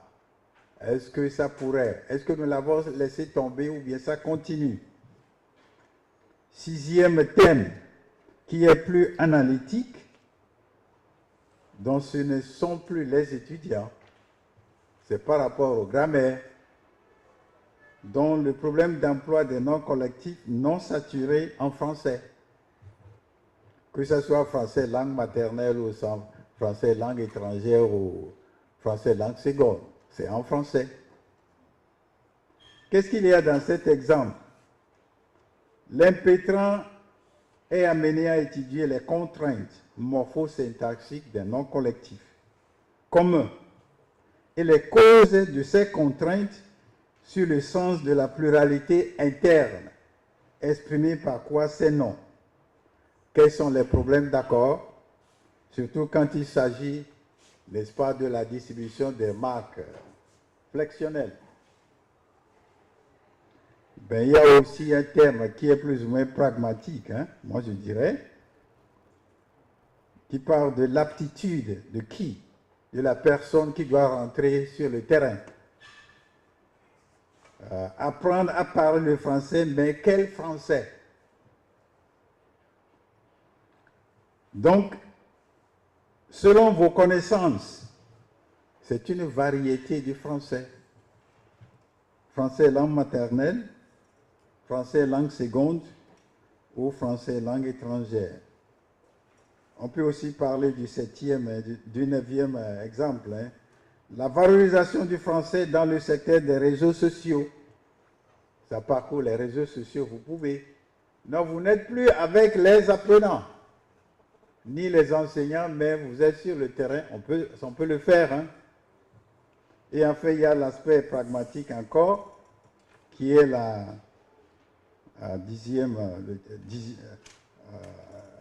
dixième exemple. La politique linguistique du Ghana vis-à-vis la place et le rôle du français dans le monde du travail. Bon, c'est aussi intéressant. Donc, vous quittez effectivement le domaine le cas des étudiants c'est que les étudiants, qu'est-ce qu'ils vont, quels sont les problèmes. Vous pouvez quitter, effectivement, et faire preuve, en fait, que, bon, par rapport à ce que vous souhaitez. Mais qu'est-ce que vous pouvez faire par rapport à ce que vous avez? Donc, il y a les points essentiels relatifs au choix de votre sujet. Je vous ai amené combien de titres? Il y en a 10. Bon, vous êtes dans quel domaine? Maintenant, c'est quel est votre intérêt, si modeste que cela soit, par rapport à ce que je souhaite. Ce n'est pas seulement les apprenants, c'est vous-même aussi. Le premier, c'est la connaissance préalable, comme on vient de le dire, sur les principales recherches en cours, la compréhension de l'objet d'investigation, votre compétence vous-même dans ce domaine, les connaissances supposées acquises sur les approches qu'on vient de vous proposer, qui sont associées à ce problème. L'adoption des démarches méthodologiques, surtout qu'il s'agit d'une analyse critique, et nouvelle présentation de quoi? Des théories, des concepts que vous souhaitez, afin de mener une preuve que vous avez effectivement acquis. Une connaissance supposée acquise, vous êtes d'origine. Vous amenez n'est-ce pas, la terre à la terre. Est-ce que vous pouvez le faire du point de vue de vos intérêts? La faisabilité de la recherche selon la complexité du sujet, le délai, parce que vous avez un délai, hein, et enfin, le matériel qui est à votre disposition, non seulement au niveau du temps, mais aussi de l'argent. Est-ce que vous pouvez parcourir tout le terrain? Maintenant, c'est la formulation du problème ou bien de la problématique. Voilà les points essentiels que j'ai mis dans ton rapport, hein, ou bien dans votre thèse. Hein. Alors les points sont aussi là. Et je vais vous poser des questions. Le premier, c'est faire la différence que c'est problématique et problème. Many of you don't know.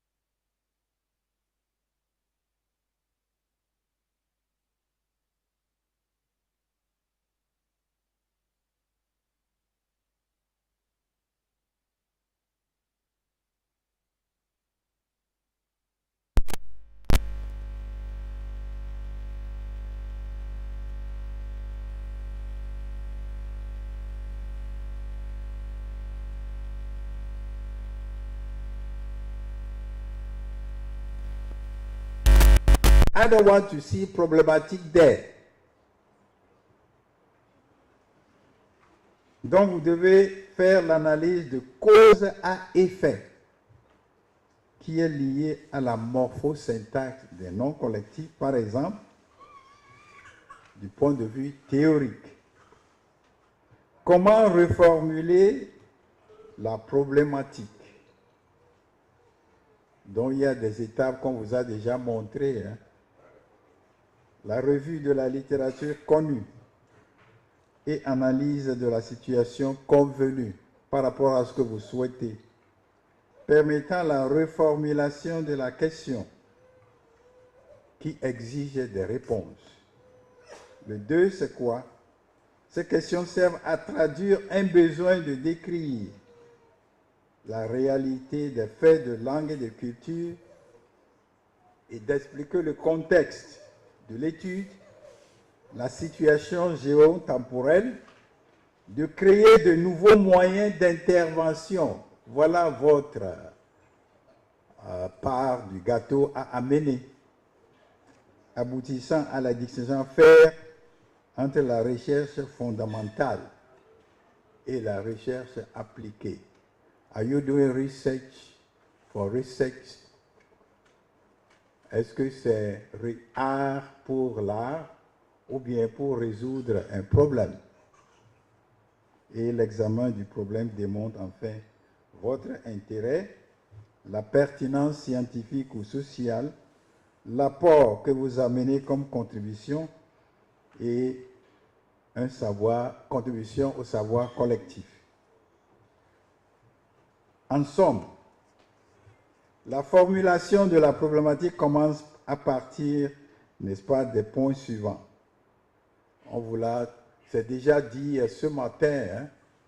And this is what I'm going to see in your work. Don't say that I'm criticizing you too much. Le premier, c'est avoir une connaissance supposée acquise dans le domaine. Do you have it? Will you be able to do it? Sur le contexte, la situation, sur l'objectif, l'étude particulière qui constitue quoi? Un point d'ancrage que vous devez examiner selon les principes qui sous-tendent le modèle théorique ou conceptuel, la collecte des années, n'est-ce pas, qui doivent être valorisantes. Il convient aussi à vous de consulter les livres, les articles relatifs à quoi? Au sujet de recherche retenu, d'adopter une attitude critique à l'égard des affirmations, les conclusions qui sont présentées selon les écrits et prêter attention à des suggestions ou bien des propositions de ces messieurs, de ces, n'est-ce pas, de tes prédécesseurs, pour y trouver une faille. And this is what I'm bringing. Et si le problème est un véritable problème, you yourself, you know, il doit y avoir quoi? Un consensus de quoi? Des experts. Qui sont ces experts? Your supervisor. La confirmation du problème qui doit être validée. Il doit y avoir une certaine originalité, n'est-ce pas? Ou bien des ajouts par rapport à ce qui existe déjà. Where are you? Donc, où sont mes objectifs? Les questions de recherche, les hypothèses. Donc, la problématique de recherche comprend normalement la prise en compte du problème des objectifs qu'on vient de vous signaler, n'est-ce pas? Il faut que le problème soit identifié, accorder une réflexion approfondie, reformuler de manière réaliste, aboutissant à la reformulation des questions de recherche. Quelles sont les sources que je dois y réexaminer, que je dois voir dans votre travail, sous forme de rapport? Votre expérience se démontre déjà par la confrontation des connaissances entre toi et ce qui s'est passé déjà. Votre cas théorique et conceptuel, comme on vient de le montrer, hein. Les théories sont les grammaires qui sont devant vous. Il y en a 4 ou 5. Hein. Alors si vous voulez confirmer la bonne réponse, it's not from your head. It's from where? A grammar book. Ce sont les théories. Les travaux antérieurs, c'est-à-dire les ouvrages, les articles, les publications qui sont scientifiques. Vous devez faire valoir les objectifs de vos recherches. Reformulation des objets consiste à confirmer, à réviser ou à rejeter les théories qui existent. I said it this morning. Hein? Est-ce que vous allez confirmer, vous allez les rejeter, ou bien vous devez être en mesure de quoi? De les raffiner. Il s'agit d'établir une nouvelle vérité scientifique par rapport à votre travail, n'est-ce pas? De rendre compte de la formation, vous. Parce qu'une fois que vous l'avez présenté, cela veut dire que vous êtes formé. Donc vous devez aussi former les autres, hein, de manière analytique. Donc vous avez un esprit critique par rapport à ce que vous présentez. Do you have that thing over there? Vous devez démontrer les outils, que vous êtes capable de les manipuler comme futur chercheur et confirmer ou générer de nouvelles théories selon les hypothèses spécifiques. Et la question de recherche, vous devez poser une question principale. une seule question principale en relation avec le problème, pas les problèmes, qui est centrale et fondée sur des idées déjà existantes ou bien des idées ou bien des théories cohérents et rigoureux. La question doit être sauf que vous devez trouver une faille par rapport à cette question, démontrer la pertinence, la clarté et la faisabilité de ce que l'on veut savoir, ce que tu veux savoir. Relever la faille, ce que l'on ne sait pas.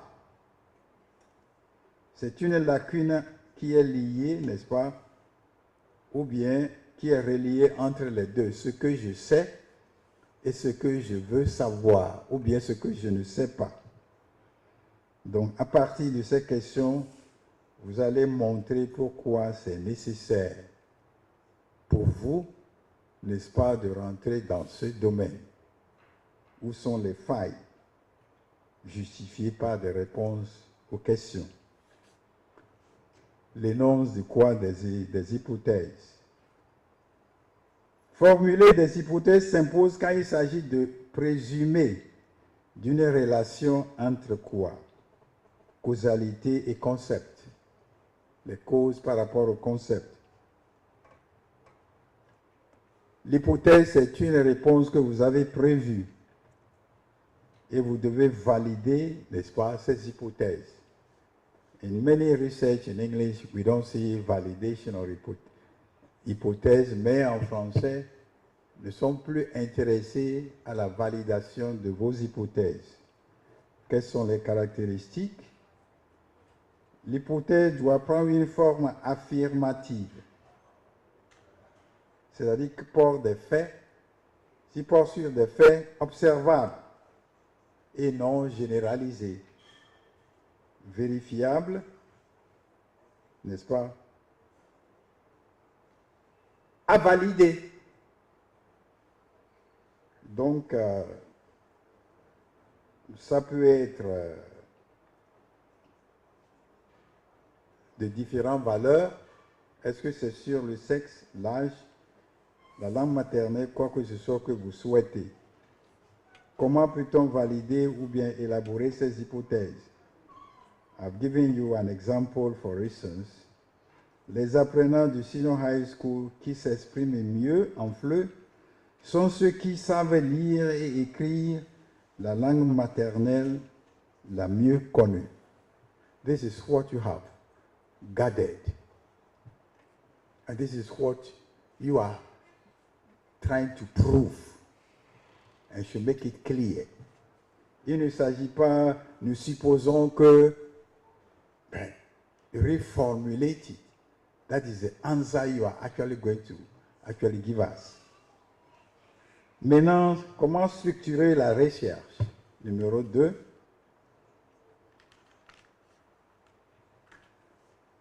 Ça s'appuie sur votre cadre conceptuel dans lequel s'intéresse ou bien s'intéresse la problématique qui va vous orienter vers le débat.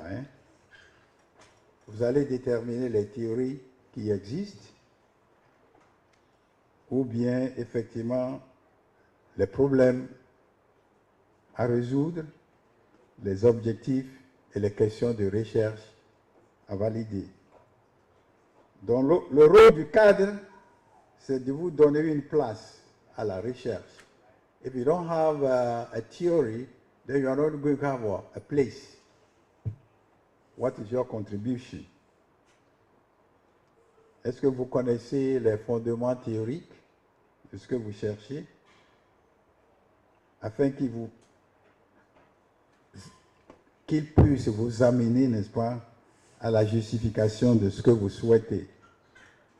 Quel est le processus? Vous devez sélectionner les concepts clés. Puisque nous n'avons pas du temps, je ne peux pas rentrer dans les détails. Vous devez définir, évaluer les théories et les concepts. Vous devez consulter les sources de recherche documentaires, surtout les ouvrages de référence, établir la référence qui va vous permettre de faire quoi? De rentrer de précision sur la problématique. Le deuxième, c'est le choix de la démarche méthodologique à prendre. On vient de vous démontrer, quand il s'agit de la démarche méthodologique, le premier, c'est l'échantillonnage. Quelles sont mes démarches? Le 2, c'est justifier votre échantillonnage, votre plan de démarche méthodologique. La méthode de la collecte des données, on vient de vous les présenter. Quoi? Il s'agit de quoi? Il s'agit de qui? Et comment je dois y aller? Et enfin, méthode de traitement des données, on vient de vous préciser, qualitatif, quantitatif ou mixte avec justification. Maintenant, je dois réaliser mon projet sous forme de rapport. Premier point, c'est lecture systématique de la documentation. Jusqu'ici, vous êtes amené à savoir qui vous êtes, où vous souhaitez y aller. Donc, dans ce domaine, quand vous avez effectivement recueilli ces données, vous devez les analyser, vous devez les interpréter sous forme de discussion. Alors, qu'est-ce que je dois faire? Vous devez les retenir selon les critères de codification. Aussi, si vous les avez codifiés, s'il y a une notion de restructuration du texte, des points de vue, la classification ou la compilation, n'est-ce pas, on les incorporera dans une grille de matrice, soit qualitative, quantitative ou mixte. So, dès le début, you are now going to explain clearly, comme on vous a dit, je suis de quel philosophe, de quelle théorie philosophique. Et si cela étant, quelles sont mes approches, qualitatives, quantitatives ou mixtes, et quel est mon design?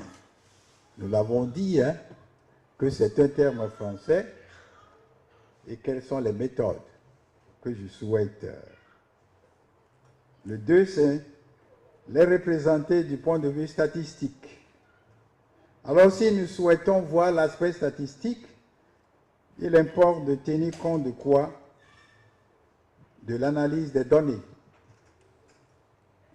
Donc, il y a le mot de représentation, tableau, figure, selon les demandes de graduate school, et enfin une grille d'analyse.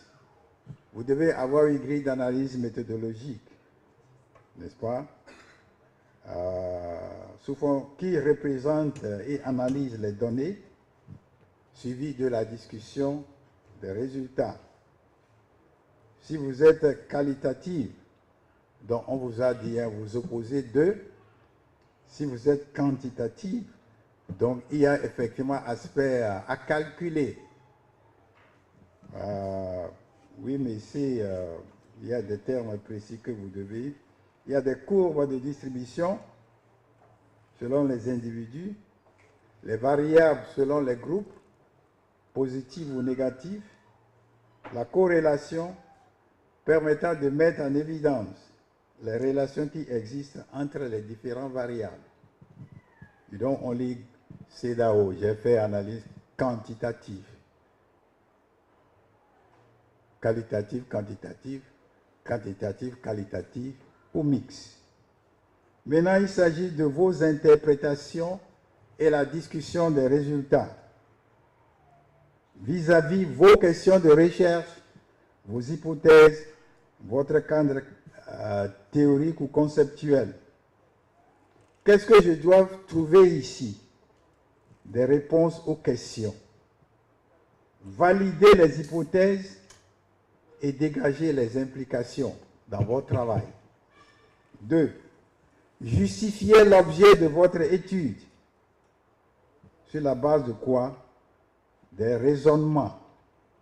L'atteinte des objectifs fixés, est-ce que j'ai pu atteindre l'objectif sans pour autant ignorer les limites? I know you are not an artificial intelligence, you are a human being. You could be sick, money might not be there, but at least you've been able to do what?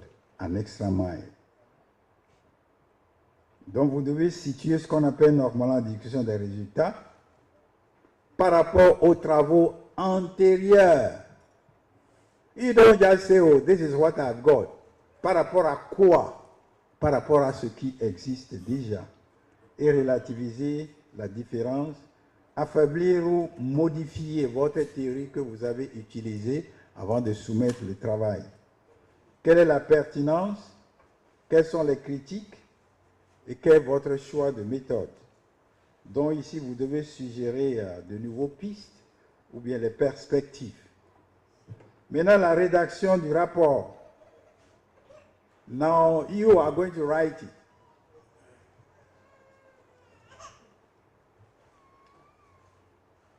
C'est l'état terminant de votre travail que vous allez diffuser par rapport aux résultats obtenus en vue de les intégrer ou dans le savoir qui existe déjà.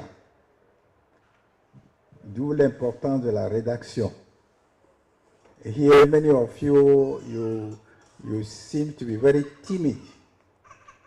Vous n'amenez jamais là où vous amenez une pierre, n'est-ce pas, à la construction de la maison. You don't say croire. Quelles sont les composantes de ce rapport?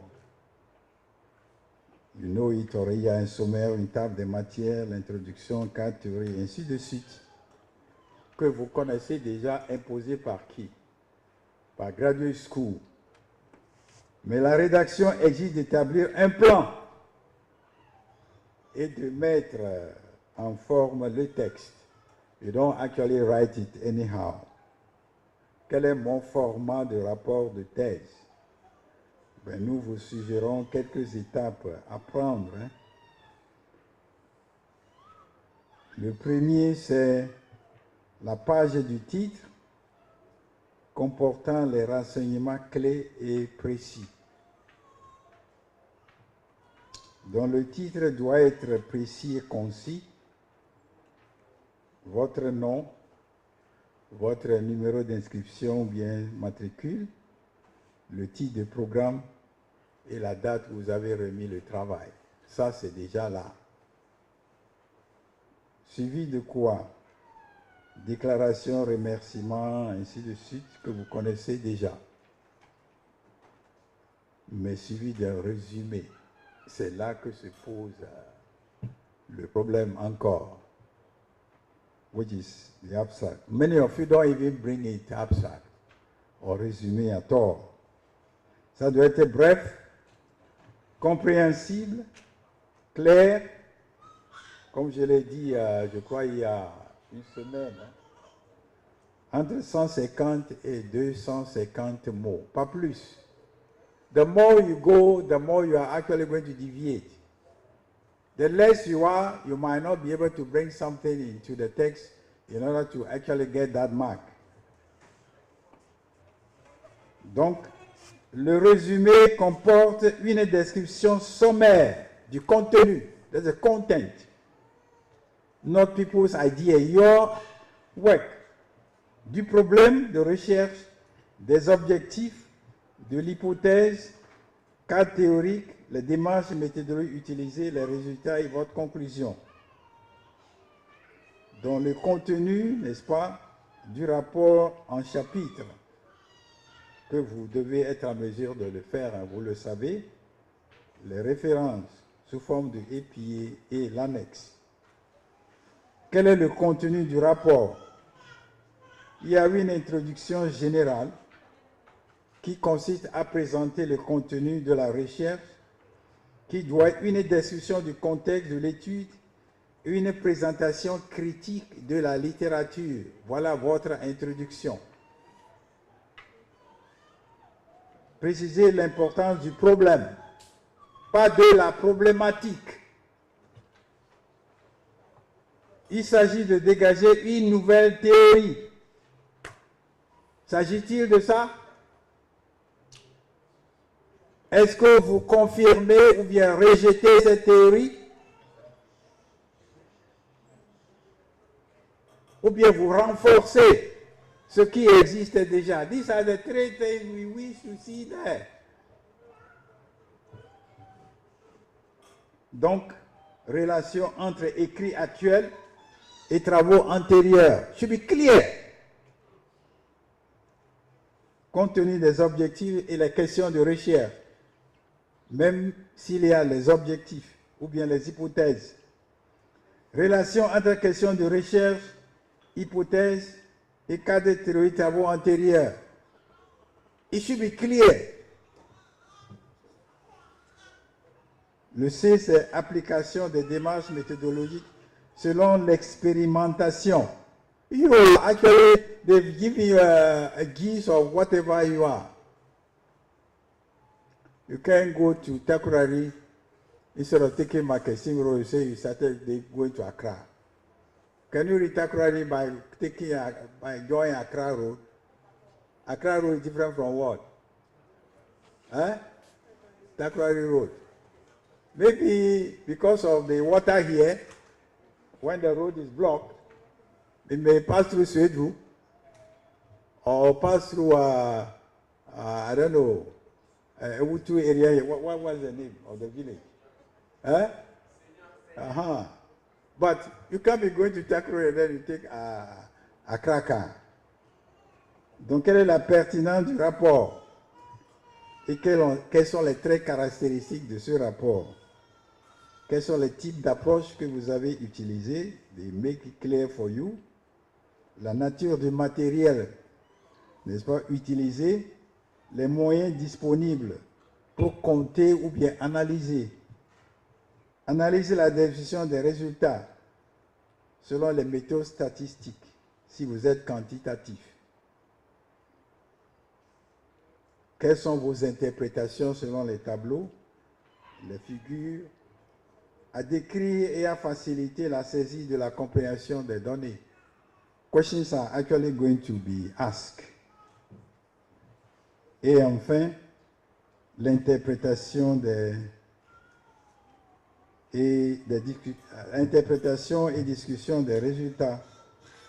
Il s'agit de fournir une interprétation des résultats en relation avec les objectifs, les questions de recherche et les hypothèses initiales, tout en essayant de mettre en lumière les théories existantes. Il convient de faire quoi? Faire un résumé de l'analyse des résultats en précisant les constats principaux, de donner les limites et les généralisations possibles, parce que tu ne peux pas tout faire. Véhiculer le sens que permettent ces résultats en fonction des objectifs, des questions de recherche et des hypothèses de départ, proposer ou bien donner des suggestions par rapport aux perspectives envisagées, faire valoir l'implication concrète des résultats du point de vue de la pratique et du point de vue des théories que vous confirmez. Donc ici, moi je dirais effectivement, bon, les résultats, leur analyse, l'interprétation sont souvent de pair avec quoi?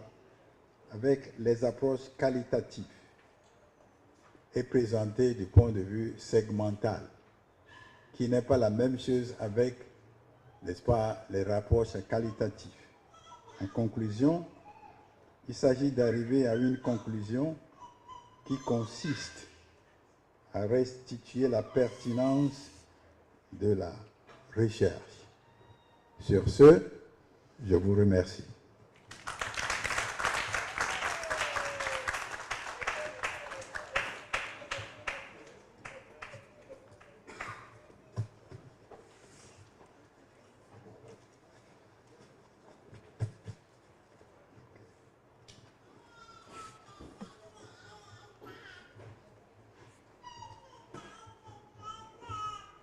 You can do better than what you just did.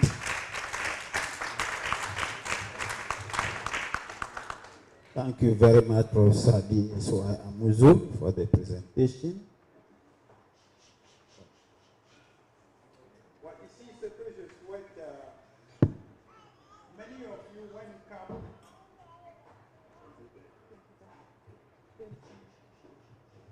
vous avez des problèmes. They are going to show it to you par rapport à vos références. C'est très important. Présenter vos références sont différents de présenter votre bibliographie. Les deux ne sont pas les mêmes. Les références sont les outils, les œuvres, les articles utilisés dans le travail que vous avez cités, paraphrasés. Mais s'il n'y a pas de bouquins, de livres que vous avez consultés sans les faire envisager dans votre travail, ça ne fait pas partie de votre référence. Et ici, c'est uniquement. But many of you, you submit your work, half of whatever you use, they are not there. And half are things that you use somewhere, they are there. You'll be losing marks. It's 10 marks awarded. So when you look on the board,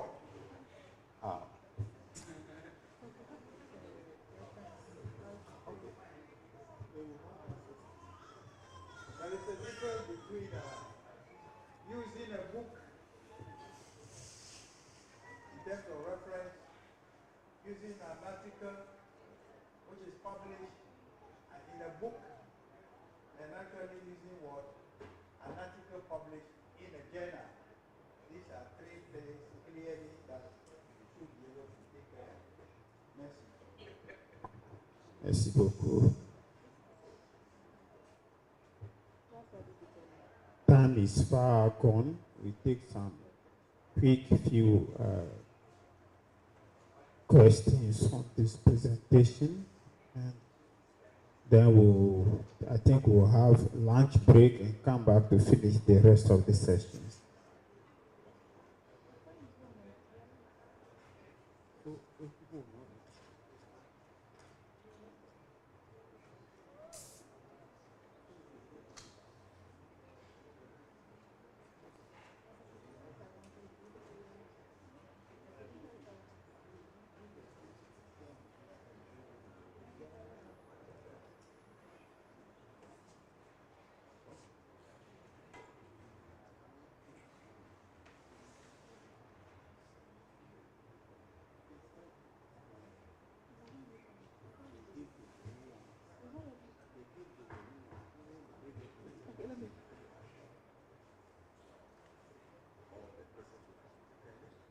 Where is the mic?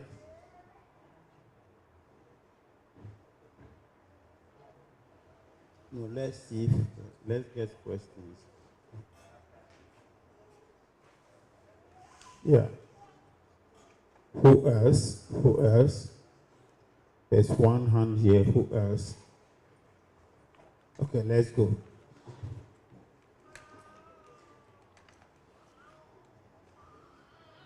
Thank you very much, bro, for such a wonderful presentation.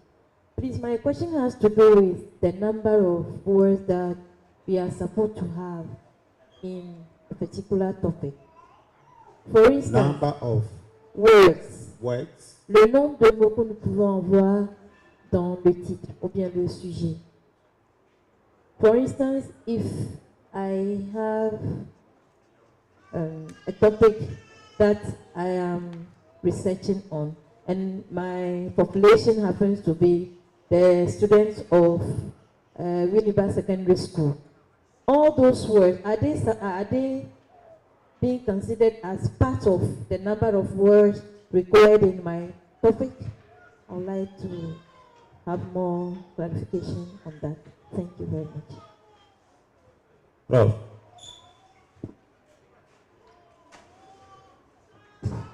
I was expecting you to ask rather, why do we need to limit ourselves to 250, or it shouldn't be a little bit more than 150?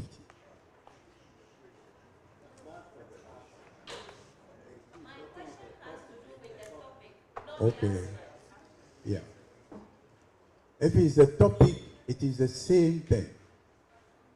Why do we limit ourselves to 12 or not go beyond 12? The first one is because of indexing. Your work certainly is going to go to the website. And if it's very long, they are going to reframe it. There is a certain limit of words that are going to be used. And the temptation is that if I am a reference librarian and you bring your work, there is a certain limit. If it's more than a certain number, I will frame your topic in such a way that it doesn't reflect even what is in the content.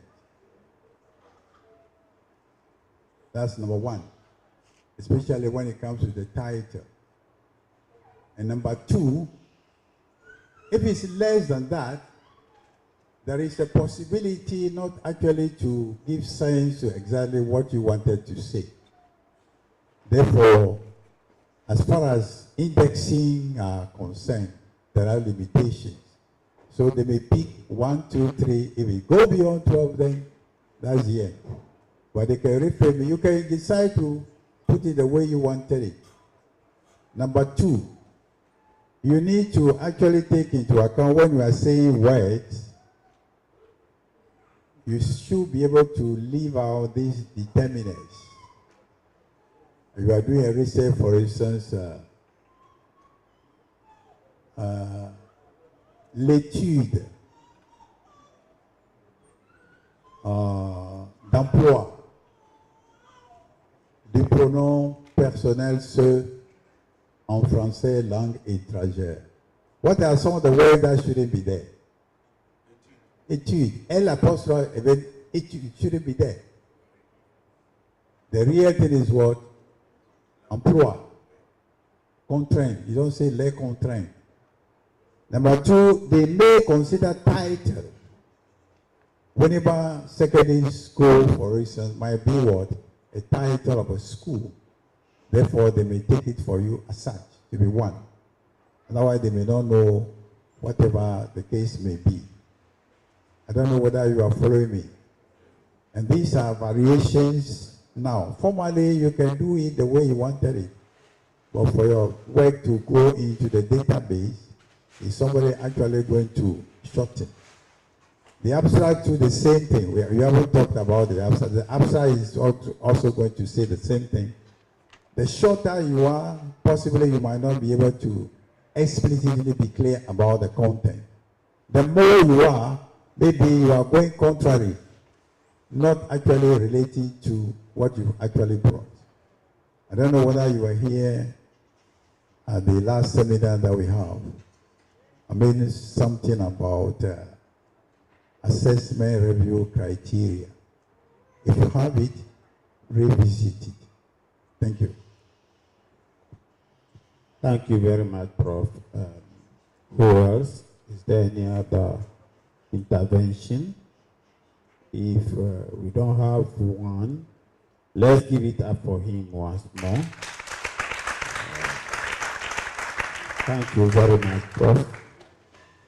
Then, as it is, we'll proceed to the fifth presentation at once, since they are still preparing for the gastronomy and so on. So,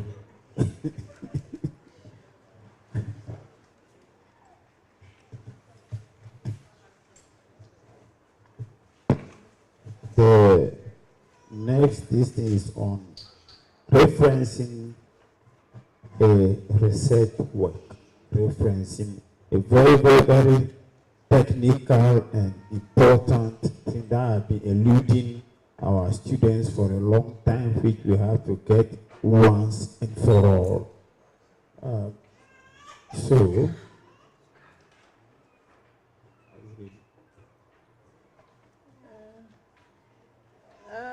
as we get ready to start the field presentation, perhaps take some few seconds to stretch, and then we get on course, okay? So in some 2 minutes time, we'll start the presentation. I'm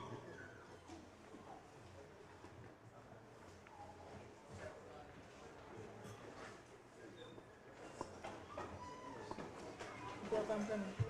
I'm ready.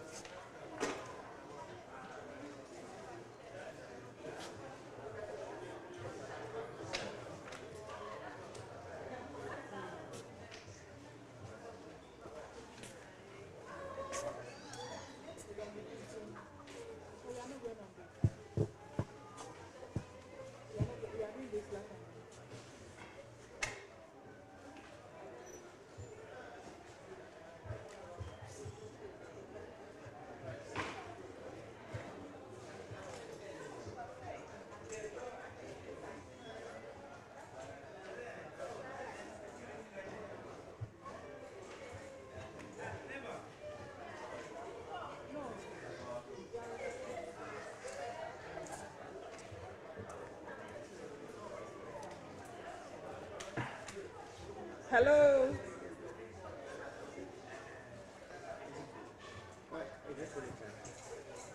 No, but we're not using it anymore. Paul uses his phone, so I remove it. Okay, then come.